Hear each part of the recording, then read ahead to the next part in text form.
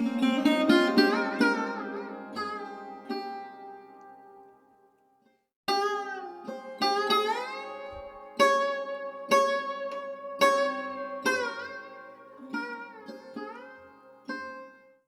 जुग अटल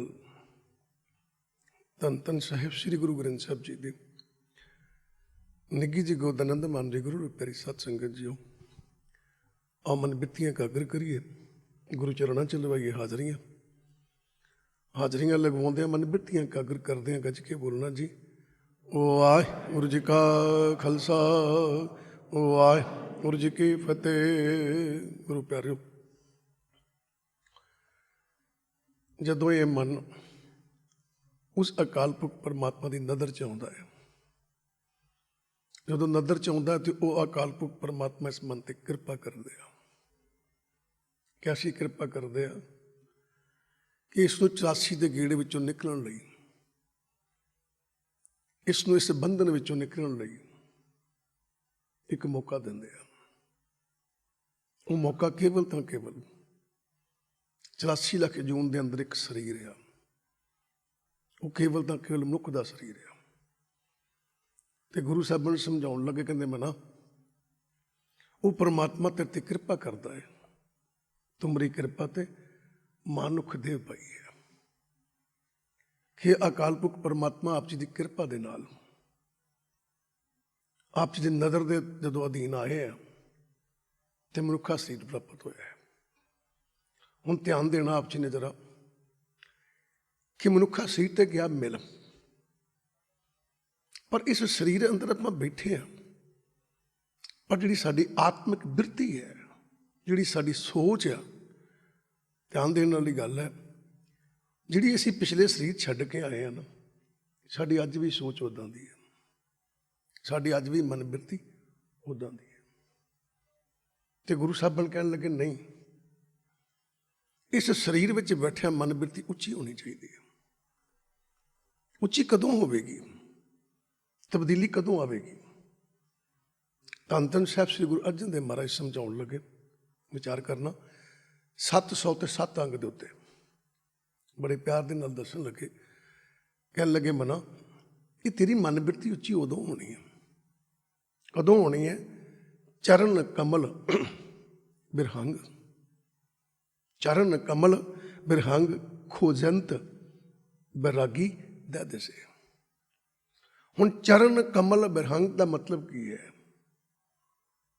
चरण शब्द नूं कहंदे, चरण शब्द नूं कहंदे आ, ते कमल किनूं कहंदे ने? कमल का फुल आ जिहड़ा आप जी ने देखिया आम छप्पड़ दे विच उगदा है, पर गुरु प्यारे उहदियां जड़ां मिट्टी च नहीं हुंदियां, जड़ां पानी च हुंदियां।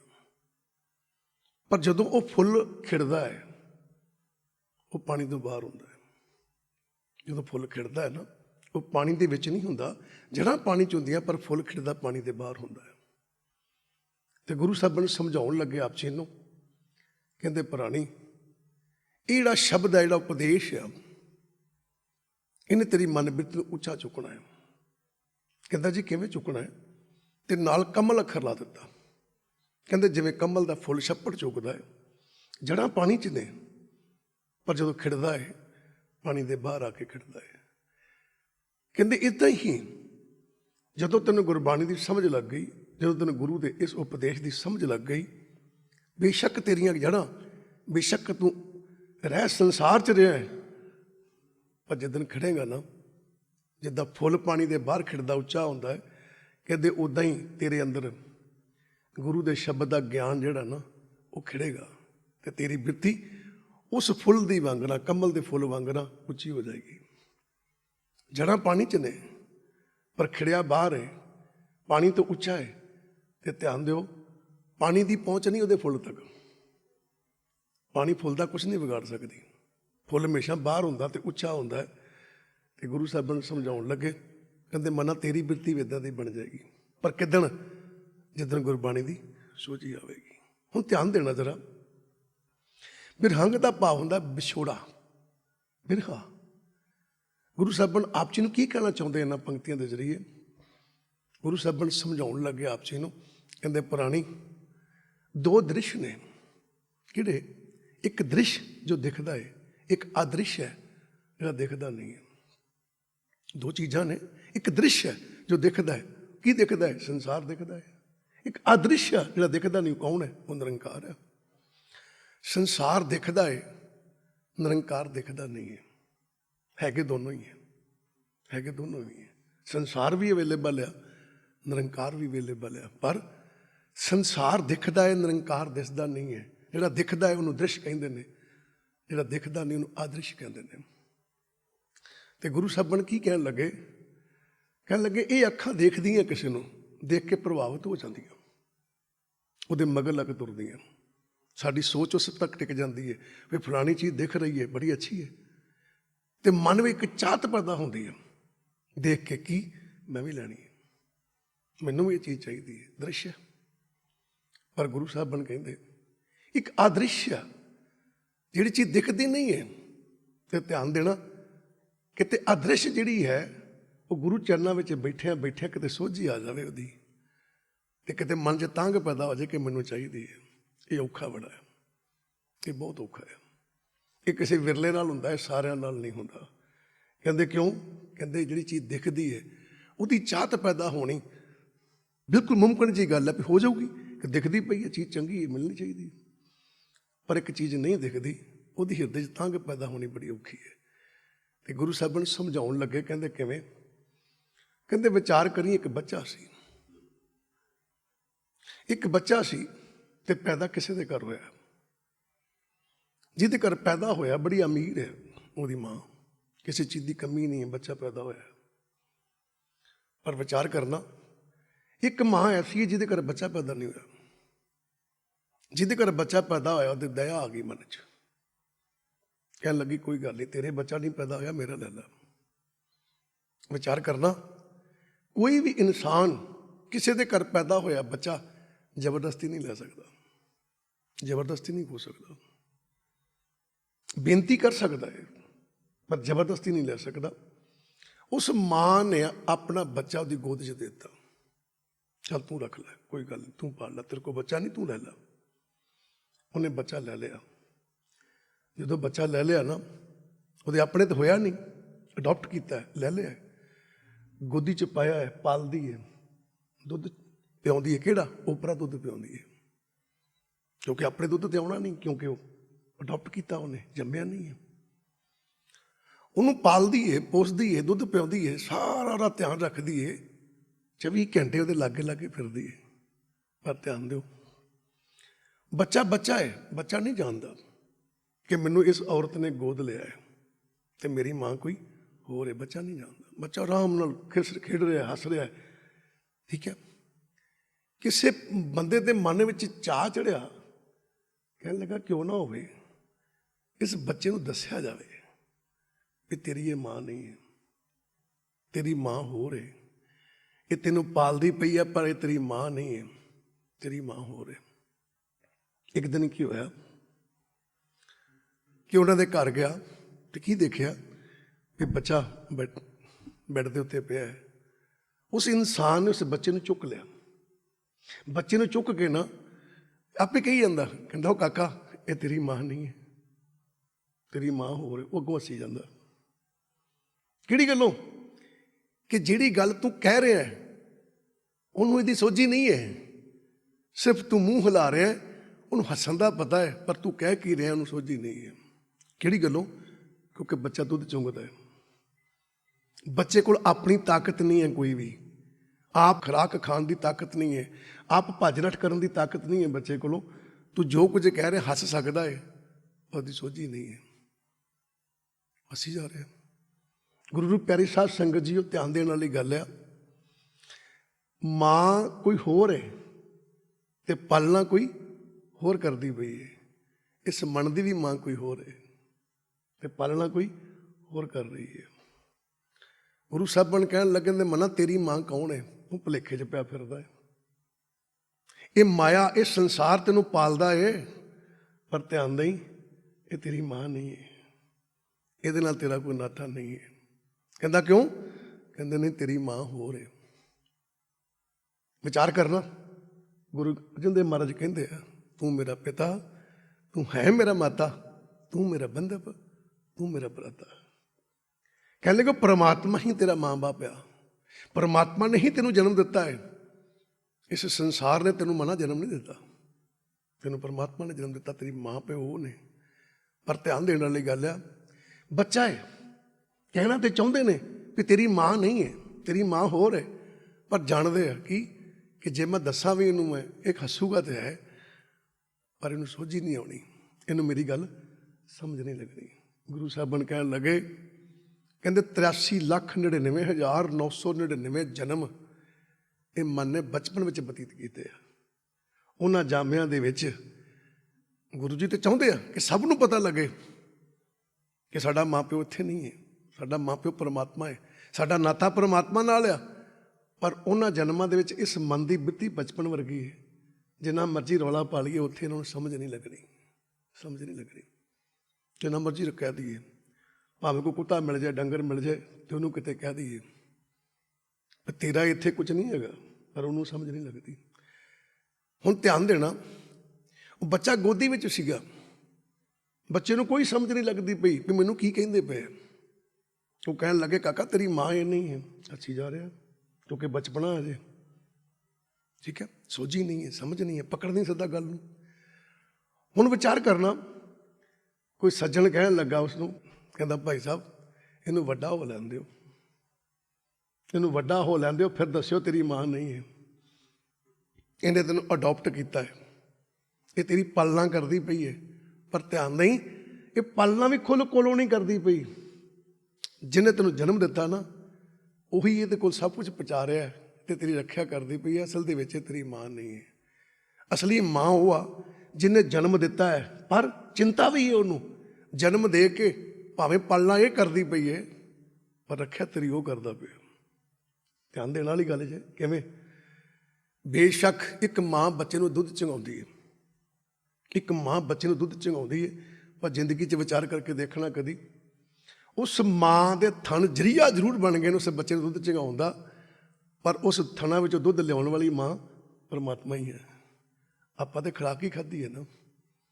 ਇੱਕ ਔਰਤ ਰੋਟੀ ਖਾਣ ਰਹੀ ਆ, ਖਾਦ ਲਈ ਖਾ ਰਹੀ ਹੈ, ਆਪਣੇ ਸਰੀਰ ਵਾਸਤੇ ਖਾ ਰਹੀ ਹੈ, ਆਪਣੇ ਲਈ ਖੁਰਾਕ ਖਾ ਰਹੀ ਹੈ, ਬੱਚੇ ਦੀ ਖੁਰਾਕ ਨਹੀਂ ਖਾ ਰਹੀ, ਉਹ ਆਪਣੇ ਲਈ ਖੁਰਾਕ ਖਾ ਰਹੀ ਹੈ।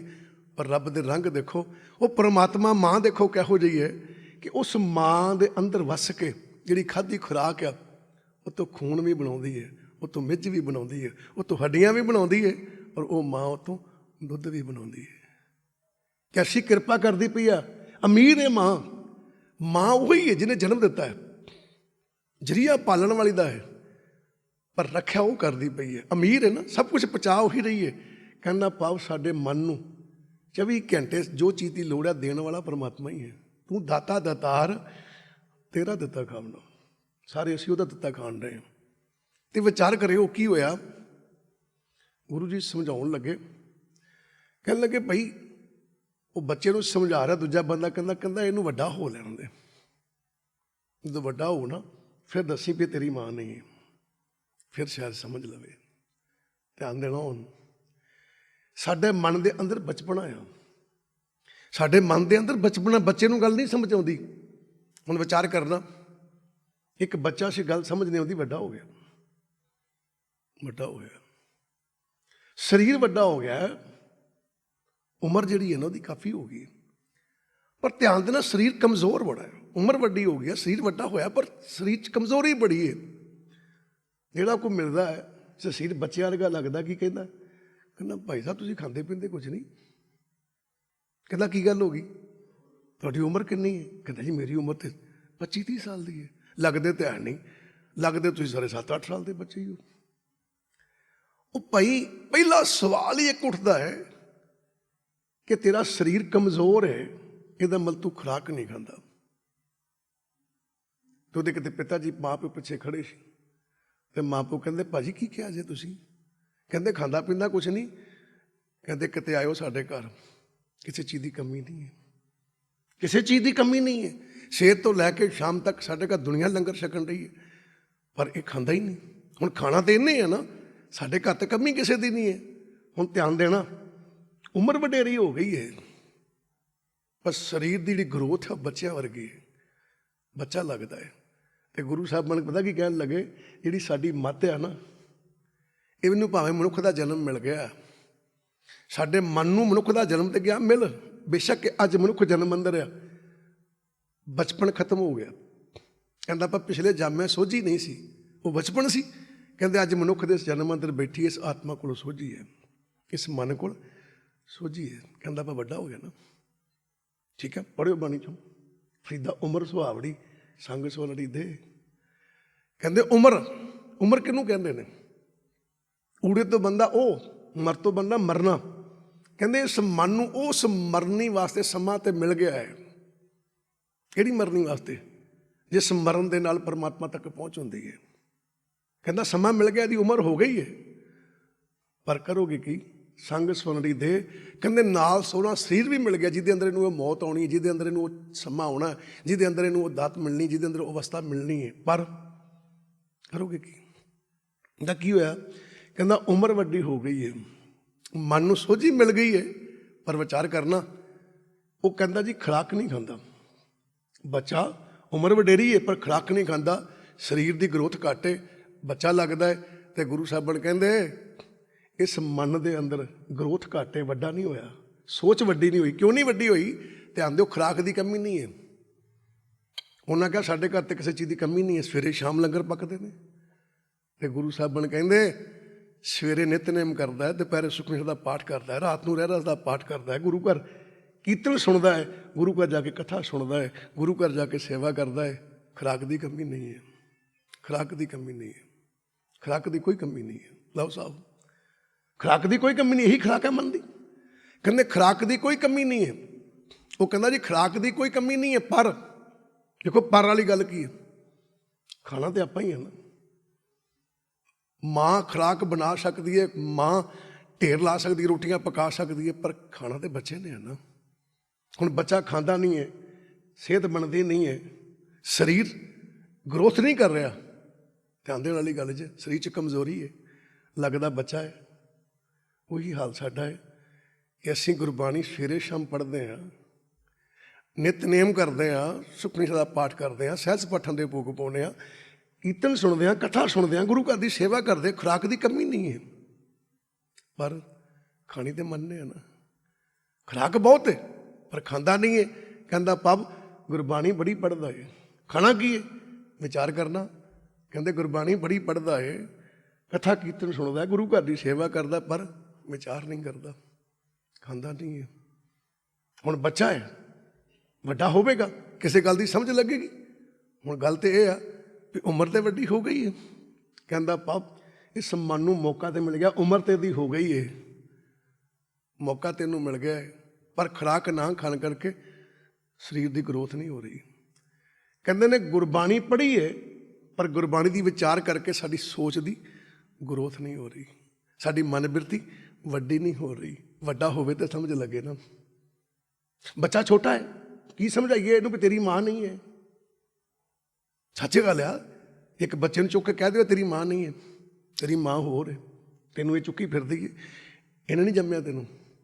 ਹੱਸੀ ਜਾਊਗਾ, ਹੱਸੀ ਜਾਊਗਾ, ਪਰ ਕਦੀ ਬਿਰਖਾ ਨਹੀਂ ਪੈਦਾ ਹੋਊਗਾ, ਕਦੀ ਉਸ ਮਾਂ ਦੀ ਖੋਜ ਨਹੀਂ ਕਰੂਗਾ। ਕਿਹੜੀ ਗੱਲੋਂ? ਵੀ ਮੈਨੂੰ ਜੰਮਿਆ ਕਿਹਨੇ? ਫਿਰ ਹੱਸ ਰਿਹਾ। ਤੇ ਬੰਦਾ ਕੀ ਕਹਿੰਦਾ? ਬੜਾ ਮੱਥਾ ਮਾਰਿਆ ਯਾਰ, ਅੱਗੋਂ ਹੱਸੀ ਜਾਂਦਾ। ਜੇ ਕੋਈ ਸਿਆਣਾ ਕਹਿੰਦਾ ਵੱਡਾ ਹੋ ਲੈਣ ਦੇ ਇਹਨੂੰ, ਇਹਨੂੰ ਵੱਡਾ ਹੋ ਲੈਣ ਦੇ। ਜਦੋਂ ਵੱਡਾ ਹੋਇਆ ਤੇ ਦੱਸਣ ਲੱਗਾ, ਕਹਿੰਦਾ ਉਹ ਭੋਲਿਆ, ਇਹ ਤੇਰੀ ਮਾਂ ਨਹੀਂ ਹੈ, ਇਹ ਤੇਰੀ ਮਾਂ ਨਹੀਂ ਹੈ। ਕਹਿੰਦਾ ਕੀ ਕਿਹਾ ਜੀ? ਕਹਿੰਦਾ ਇਹ ਤੇਰੀ ਮਾਂ ਨਹੀਂ ਹੈ। ਤੇ ਫਿਰ ਮੇਰੀ ਮਾਂ ਕੌਣ ਹੈ? ਦੇਖੋ ਵੱਡਾ ਹੋ ਗਿਆ ਤੇ ਸਵਾਲ ਮਨ 'ਚ ਉੱਠਿਆ ਨਾ, ਫਿਰ ਮੇਰੀ ਮਾਂ ਕੌਣ ਹੈ? ਹੁਣ ਸਵਾਲ ਕਿਉਂ ਉੱਠਿਆ ਵੀ ਇਹ ਜਿਹੜੀ ਗੱਲ ਕਹਿ ਰਿਹਾ ਧਿਆਨ ਨਾਲ ਸੁਣਨੀ ਹੈ। ਤੇ ਗੁਰੂ ਸਾਹਿਬਾਨ ਕਹਿੰਦੇ ਜਿੱਦਾਂ ਸਾਡੀ ਮੱਤ ਵੱਡੀ ਹੋਵੇਗੀ ਨਾ, ਜਿੱਦਾਂ ਸਾਡੀ ਸੋਚ ਉੱਚੀ ਹੋਵੇਗੀ ਨਾ, ਖੁਰਾਕ ਖਾ ਖਾ ਕੇ, ਕਹਿੰਦਾ ਆਪਾਂ ਗੁਰਬਾਣੀ ਦੀ ਵਿਚਾਰ ਕਰ ਕਰਕੇ ਜਿੱਦਾਂ ਸੋਚ ਉੱਚੀ ਹੋਵੇਗੀ ਨਾ, ਉਦੋਂ ਸਾਨੂੰ ਗੱਲ ਸਮਝ ਲੱਗੇਗੀ ਗੁਰੂ ਸਾਹਿਬਾਂ ਦੀ ਵੀ ਗੁਰੂ ਸਾਹਿਬਾਨ ਸਾਨੂੰ ਕਿਉਂ ਕਹਿੰਦੇ ਆ ਕਾਕੀ ਮਾਈ ਕਾਕੋ ਬਾਪ ਨਾਮ ਤਰੀਕ ਝੂਠੇ ਸਭ ਸਾਕ। ਕਾਹਦੀ ਮਾਂ ਕਾਹਦਾ ਬਾਪ, ਇਹ ਤੇ ਨਾਮ ਮਾਤਰ ਝੂਠੇ ਸਾਕ ਨੇ। ਪਰ ਸਾਡੇ ਮਨ 'ਚ ਨਹੀਂ ਇਹ ਗੱਲ ਕਦੀ ਉੱਠੀ। ਕਦੀ ਦੇਖਿਓ ਬੱਚਾ ਸੁਣਦਾ ਸੀ ਵੀ ਇਹ ਤੇਰੀ ਮਾਂ ਨਹੀਂ, ਹੱਸਦਾ ਸੀ। ਅਸੀਂ ਰੋਜ਼ ਗੁਰਬਾਣੀ ਪੜ੍ਹਦੇ ਹਾਂ, ਰੋਜ਼ ਗੁਰੂ ਚਰਨਾਂ 'ਚ ਬਹਿ ਕੇ ਸੁਣਦੇ ਹਾਂ, ਇਸ ਸੰਸਾਰ ਨਾਲ ਤੇਰਾ ਕੋਈ ਨਾਤਾ ਨਹੀਂ ਹੈ, ਇਸ ਸੰਸਾਰ 'ਤੇ ਤੇਰੀ ਕੋਈ ਮਾਂ ਨਹੀਂ, ਕੋਈ ਬਾਪ ਨਹੀਂ ਹੈ, ਕੋਈ ਸਕਾ ਸੰਬੰਧਾ ਨਹੀਂ ਹੈ, ਕੋਈ ਭੈਣ ਭਰਾ ਨਹੀਂ ਹੈ। ਪਰ ਧਿਆਨ ਦੇਣਾ, ਅਸੀਂ ਵੀ ਹੱਸਦੇ ਹੀ ਹਾਂ। ਸੋਝੀ ਸਾਨੂੰ ਵੀ ਨਹੀਂ ਆਈ, ਸਾਨੂੰ ਵੀ ਨਹੀਂ ਆਈ। ਕਿਸੇ ਨੇ ਪੁੱਛਿਆ ਵੀ ਯਾਰ ਇੰਨੇ ਪਾਠ ਕੀਤੇ, ਇੰਨੀ ਗੁਰਬਾਣੀ ਸੁਣੀ, ਇੰਨੀ ਕਥਾ ਸੁਣੀ, ਇੰਨਾ ਕੀਰਤਨ ਸੁਣਿਆ, ਇੰਨੀ ਗੁਰੂ ਘਰ ਜਾ ਕੇ ਸੇਵਾ ਕੀਤੀ, ਕੋਈ ਕਮੀ ਨਹੀਂ ਹੈ, ਪਰ ਕਹਿੰਦਾ ਕੀ ਗੱਲ ਹੋ ਗਈ? ਕਹਿੰਦਾ ਤੈਨੂੰ ਸਮਝ ਨਹੀਂ ਆਈ। ਕਿਹੜੀ ਗੱਲੋਂ ਨਹੀਂ ਆਈ? ਕਿ ਤੇਰੇ ਸਰੀਰ 'ਚ ਗਰੋਥ ਨਹੀਂ ਹੈ, ਤੇਰਾ ਸਰੀਰ ਉੱਥੇ ਦਾ ਉੱਥੇ ਖੜਾ ਹੈ, ਸਰੀਰ ਦੇ ਅੰਦਰ ਬਚਪਨਾ ਹੈ। ਕਹਿੰਦਾ ਭਾਵ ਕਿ ਅਜੇ ਵੀ ਤੇਰੀ ਮਨ ਬਿਰਤੀ ਉੱਦਾਂ ਦੀ ਹੈ। ਕਹਿੰਦਾ ਕਿੱਦਾਂ ਦੀ ਹੈ? ਧਿਆਨ ਦਿਓ, ਐਡੀ ਕੋਈ ਗੱਲ ਨਹੀਂ ਕਿ ਆਪਾਂ ਬੇਸ਼ੱਕ ਮਨੁੱਖ ਜਨਮ ਦੇ ਅੰਦਰ ਬੈਠੇ ਹਾਂ, ਅੱਜ ਬੇਸ਼ੱਕ ਮਨੁੱਖ ਜਨਮ ਦੇ ਅੰਦਰ ਬੈਠੇ ਹਾਂ, ਪਰ ਧੰਨ ਧੰਨ ਸਾਹਿਬ ਸ੍ਰੀ ਗੁਰੂ ਗ੍ਰੰਥ ਸਾਹਿਬ ਜੀ ਮਨੁੱਖ ਜਨਮ 'ਚ ਬੈਠਿਆਂ ਵੀ ਸਾਨੂੰ ਬੜੇ ਪਿਆਰ ਨਾਲ ਕਹਿੰਦੇ ਆ ਵੀ ਸਾਡੀ ਬਿਰਤੀ ਅਜੇ ਡੰਗਰਾਂ ਵਰਗੀ ਹੈ। ਕਿਵੇਂ? ਸੁਣਿਓ, ਗੁਰਬਾਣੀ ਅੰਦਰ 1356 ਅੰਗ ਦੇ ਉੱਤੇ ਪੜ੍ਹਿਓ, ਗੁਰੂ ਸਾਹਿਬਾਨ ਕੀ ਲਿਖਦੇ? ਕਹਿੰਦੇ ਗੁਰ ਮੰਤਰ ਹੀਨਸ ਜੋ ਪੁਰਾਣੀ, ਗੁਰ ਮੰਤਰ ਹੀਨਸ ਜੋ ਪੁਰਾਣੀ, ਤ੍ਰਿਗੰਤ ਜਨਮ ਭ੍ਰਸ਼ਟ ਨੇ। ਕਹਿੰਦਾ ਐਸ ਸਰੀਰ ਅੰਦਰ ਬੈਠਾ ਮਨ, ਐਸ ਸਰੀਰ ਅੰਦਰ ਬੈਠਾ ਮਨ ਕਹਿੰਦੇ ਖੁਰਾਕ ਖਾਣ ਜੋਗਾ ਹੋ ਗਿਆ। ਕਹਿੰਦਾ ਪਰ ਇੱਥੇ ਵੀ ਅਗਰ ਗੁਰਮੰਤਰ ਤੋਂ ਹੀਣਾ ਹੈ, ਕਹਿੰਦਾ ਆਪਾਂ ਗੁਰਮੰਤਰ ਤੋਂ ਸਾਡੀ ਬਿਰਤੀ ਸਖਣੀ ਹੈ, ਅਸੀਂ ਨਾਮ ਸਿਮਰਨ ਨਹੀਂ ਕਰਦੇ, ਅਸੀਂ ਗੁਰੂ ਗ੍ਰੰਥ ਸਾਹਿਬ ਦਾ ਕਹਿਣਾ ਨਹੀਂ ਮੰਨਦੇ। ਇਹ ਕੀ ਕਹਿਣ ਲੱਗੇ? ਹੀਨਸ ਜੋ ਪ੍ਰਾਣੀ, ਹੀਨਸ ਦਾ ਮਤਲਬ ਕੀ ਹੈ? ਸਖਣਾ ਹੈ। ਜੋ ਪ੍ਰਾਣੀ ਸਖਣਾ ਅਜੇ ਤੱਕ ਵੀ ਤ੍ਰਿਗੰਤ ਜਨਮ ਭ੍ਰਸ਼ਟ ਨੇ, ਉਹਨੇ ਆਪਣਾ ਜਨਮ ਲਾਂਤਾ ਭਰਿਆ ਭ੍ਰਿਸ਼ਟ ਕਰ ਲਿਆ। ਹੁਣ ਦੇਖਿਓ ਅੱਗੇ ਬਚਪਨ ਦੱਸਿਆ, ਪਿਛਲਿਆਂ ਜਾਮਿਆਂ ਦੇ ਅੰਦਰ ਬਚਪਨ ਹੈ, ਉਹ ਗੱਲ ਨਹੀਂ ਸਮਝ ਸਕਦੇ। ਤੇ ਗੁਰੂ ਸਾਹਿਬਾਨ ਕੀ ਕਹਿੰਦੇ? ਕਹਿੰਦੇ ਜੇ ਇੰਨੀ ਗੁਰਬਾਣੀ ਪੜ੍ਹ ਕੇ ਪਾਠ ਕਰਕੇ ਵੀ ਤੈਨੂੰ ਸੁੱਤ ਸ਼ਬਦ ਦਾ ਮਿਲਾਪ ਕਰਨਾ ਨਹੀਂ ਆਇਆ, ਤੈਨੂੰ ਗੁਰੂ ਚਰਨਾਂ ਵਿੱਚ ਜੁੜ ਕੇ ਨਾਮ ਦੀ ਸੋਝੀ ਨਹੀਂ ਅਜੇ ਤੱਕ ਆਈ ਕਿ ਮੈਂ ਨਾਮ ਨਾਲ ਜੁੜਨਾ ਹੈ, ਮੈਂ ਸ਼ਬਦ ਦੀ ਆਰਾਧਨਾ ਕਰਨੀ ਹੈ, ਤੇ ਧਿਆਨ ਦੇਈ ਫਿਰ ਵੇਖੋ ਕਿੱਥੇ ਤੋਲਿਆ। ਕੀ ਕਹਿਣ ਲੱਗੇ? ਦੇ ਕੁੱਕਰੇ ਸੁਕਰੇ ਗਰਦਬੇ ਕਾਕੇ ਸਰਪਣੇ ਤੁਲ ਖਲੇ। ਕਹਿੰਦੇ ਏਡੀ ਕੋਈ ਗੱਲ ਨਹੀਂ, ਬੇਸ਼ੱਕ ਤੂੰ ਜਨਮ ਮਨੁੱਖ ਦਾ ਭੋਗਦਾ ਪਿਆ, ਮਨੁੱਖ ਦੇ ਜਨਮ ਅੰਦਰ ਮਨਾ ਬੈਠਾ ਹੈ, ਪਰ ਤੇਰੀ ਜਿਹੜੀ ਮਨ ਬਿਰਤੀ ਹੈ ਨਾ, ਅਜੇ ਤੱਕ ਉਹਨਾਂ ਜੂਨਾਂ ਵਰਗੀ ਹੈ। ਕੁੱਕਰੇ ਕੁੱਤੇ, ਸੁਕਰੇ ਸੂਅਰ, ਗਰਦਬੇ ਗਧੇ, ਕਾਕੇ ਕਾਂ, ਸਰਪਣੇ ਸੱਪ, ਤੁਲ ਬਰਾਬਰ ਖਲੇ ਖਲੋਤੇ। ਕਹਿੰਦੇ ਕੋਈ ਵੱਡੀ ਗੱਲ ਨਹੀਂ ਅਜੇ, ਅਜੇ ਤੱਕ ਤੂੰ ਇਹਨਾਂ ਟੇਢੀਆਂ ਮੇਢੀਆਂ ਜੂਨਾਂ ਦੇ ਬਰਾਬਰ ਖਲੋਤਾ ਜਿਨ੍ਹਾਂ ਅੰਦਰ ਬਚਪਨ ਆਇਆ, ਜਿਹੜੇ ਇਸ ਸੋਝੀ ਨੂੰ ਨਹੀਂ ਲੈ ਸਕਦੇ, ਜਿਹੜੇ ਇਸ ਗੱਲ ਨੂੰ ਨਹੀਂ ਸਮਝ ਸਕਦੇ ਕਿ ਜਿਹੜੀ ਸਾਨੂੰ ਖਿਡਾ ਰਹੀ ਹੈ ਸਾਡੀ ਮਾਂ ਨਹੀਂ ਹੈ, ਜਿਹਦੀ ਗੋਦ 'ਚ ਅਸੀਂ ਬੈਠੇ, ਸਾਡਾ ਇਹਦੇ ਨਾਲ ਨਾਤਾ ਨਹੀਂ ਹੈ। ਕਹਿੰਦਾ ਭਾਵ ਇਸ ਮਾਇਆ ਨਾਲ, ਇਸ ਸੰਸਾਰ ਨਾਲ ਸਾਡਾ ਕੋਈ ਨਾਤਾ ਨਹੀਂ ਹੈ। ਨਹੀਂ ਸਮਝ ਸਕਦੇ। ਕਿਉਂ ਨਹੀਂ ਸਮਝ ਸਕਦੇ? ਕਿਉਂਕਿ ਸਾਡੀ ਬਿਰਤੀ ਅੰਦਰ ਜੇ ਬਚਪਨਾ ਹੈ। ਕਿਉਂ ਬਚਪਨਾ? ਬਚਪਨਾ ਕਿਉਂ ਆ? ਧਿਆਨ ਦਿਓ ਭਈ, ਉਮਰ ਤਾਂ ਵੱਡੀ ਹੋ ਗਈ ਹੈ, ਸਰੀਰ ਕਮਜ਼ੋਰ ਹੈ, ਤੇ ਗੱਲ ਇੱਕੋ ਹੀ ਉੱਠਦੀ ਹੈ, ਯਾਰ ਤੂੰ ਕੁਝ ਖਾਂਦਾ ਨਹੀਂ, ਤੂੰ ਕੁਝ ਖਾਂਦਾ ਨਹੀਂ। ਤੇ ਇਹਦੇ ਮਾਂ ਪਿਓ ਕਹਿੰਦੇ ਵੀ ਕਰੀਏ ਕੀ, ਸਭ ਕੁਝ ਹੈਗਾ ਖਾਣ ਨੂੰ, ਪਰ ਇਹ ਖਾਂਦਾ ਹੀ ਨਹੀਂ, ਤਾਈਆਂ ਸਰੀਰ 'ਚ ਵਾਧਾ ਨਹੀਂ ਹੈ। ਤੇ ਗੁਰੂ ਸਾਹਿਬਾਨ ਕੀ ਕਹਿੰਦੇ ਆ? ਜਿਹਦੇ ਸਰੀਰ 'ਚ ਵਾਧਾ ਨਹੀਂ ਤੇ ਕੀ ਪੁੱਛੀਦਾ ਹੈ ਕਿ ਤੂੰ ਕੁਝ ਖਾਂਦਾ ਨਹੀਂ? ਤੇ ਗੁਰੂ ਸਾਹਿਬਾਨ ਕਹਿਣ ਲੱਗੇ ਜਿਹਦੀ ਮਨ ਬਿਰਤੀ 'ਚ ਵਾਧਾ ਨਹੀਂ ਹੈ, ਤੇ ਉਹਨੂੰ ਵੀ ਪੁੱਛੀਦਾ ਕਿ ਤੂੰ ਗੁਰਬਾਣੀ ਪੜ੍ਹਦਾ ਪਰ ਵਿਚਾਰਦਾ ਨਹੀਂ, ਗੁਰਬਾਣੀ ਪੜ੍ਹਦਾ ਪਰ ਵਿਚਾਰਦਾ ਨਹੀਂ, ਤੇਰੀ ਬਿਰਤੀ ਕਿਉਂ ਨਹੀਂ ਉੱਚੀ ਹੋਣ ਡਈ, ਤੇਰੇ 'ਚ ਗਰੋਥ ਕਿਉਂ ਨਹੀਂ ਹੋ ਰਹੀ, ਤੇਰੀ ਮਨ ਬਿਰਤੀ ਉੱਚੀ ਕਿਉਂ ਨਹੀਂ ਹੋ ਰਹੀ? ਕਿਉਂ ਨਹੀਂ ਹੋ ਰਹੀ? ਕਿਉਂਕਿ ਤੇਰੇ ਅੰਦਰ ਦੀ ਖੇਡ ਇੱਦਾਂ ਦੀ ਬਣ ਗਈ ਹੈ। ਕਿੱਦਾਂ ਦੀ ਬਣ ਗਈ ਹੈ ਕਿ ਗੁਰੂ ਨੂੰ ਪਿਆਰੀ ਸਾਧ ਸੰਗਤ ਜੀਓ, ਬੱਚਾ ਖੁਰਾਕ ਖਾਵੇਗਾ ਤੇ ਉਹਦਾ ਸਰੀਰ ਵੱਡਾ ਹੋਏਗਾ, ਖੁਰਾਕ ਖਾਵੇਗਾ। ਤੇ ਧਿਆਨ ਦੇਣਾ, ਸਾਡੀ ਵੀ ਮਨ ਬਿਰਤੀ ਗੁਰੂ ਚਰਨਾਂ ਦੇ ਵਿੱਚ ਬਹਿ ਕੇ ਵਿਚਾਰ ਦੀ ਖੁਰਾਕ ਖਾਵੇਗੀ ਤੇ ਗਰੋਥ ਆਵੇਗੀ, ਵੱਡੀ ਹੋਵੇਗੀ, ਵਰਨਾ ਵੱਡੀ ਨਹੀਂ ਹੋਵੇਗੀ।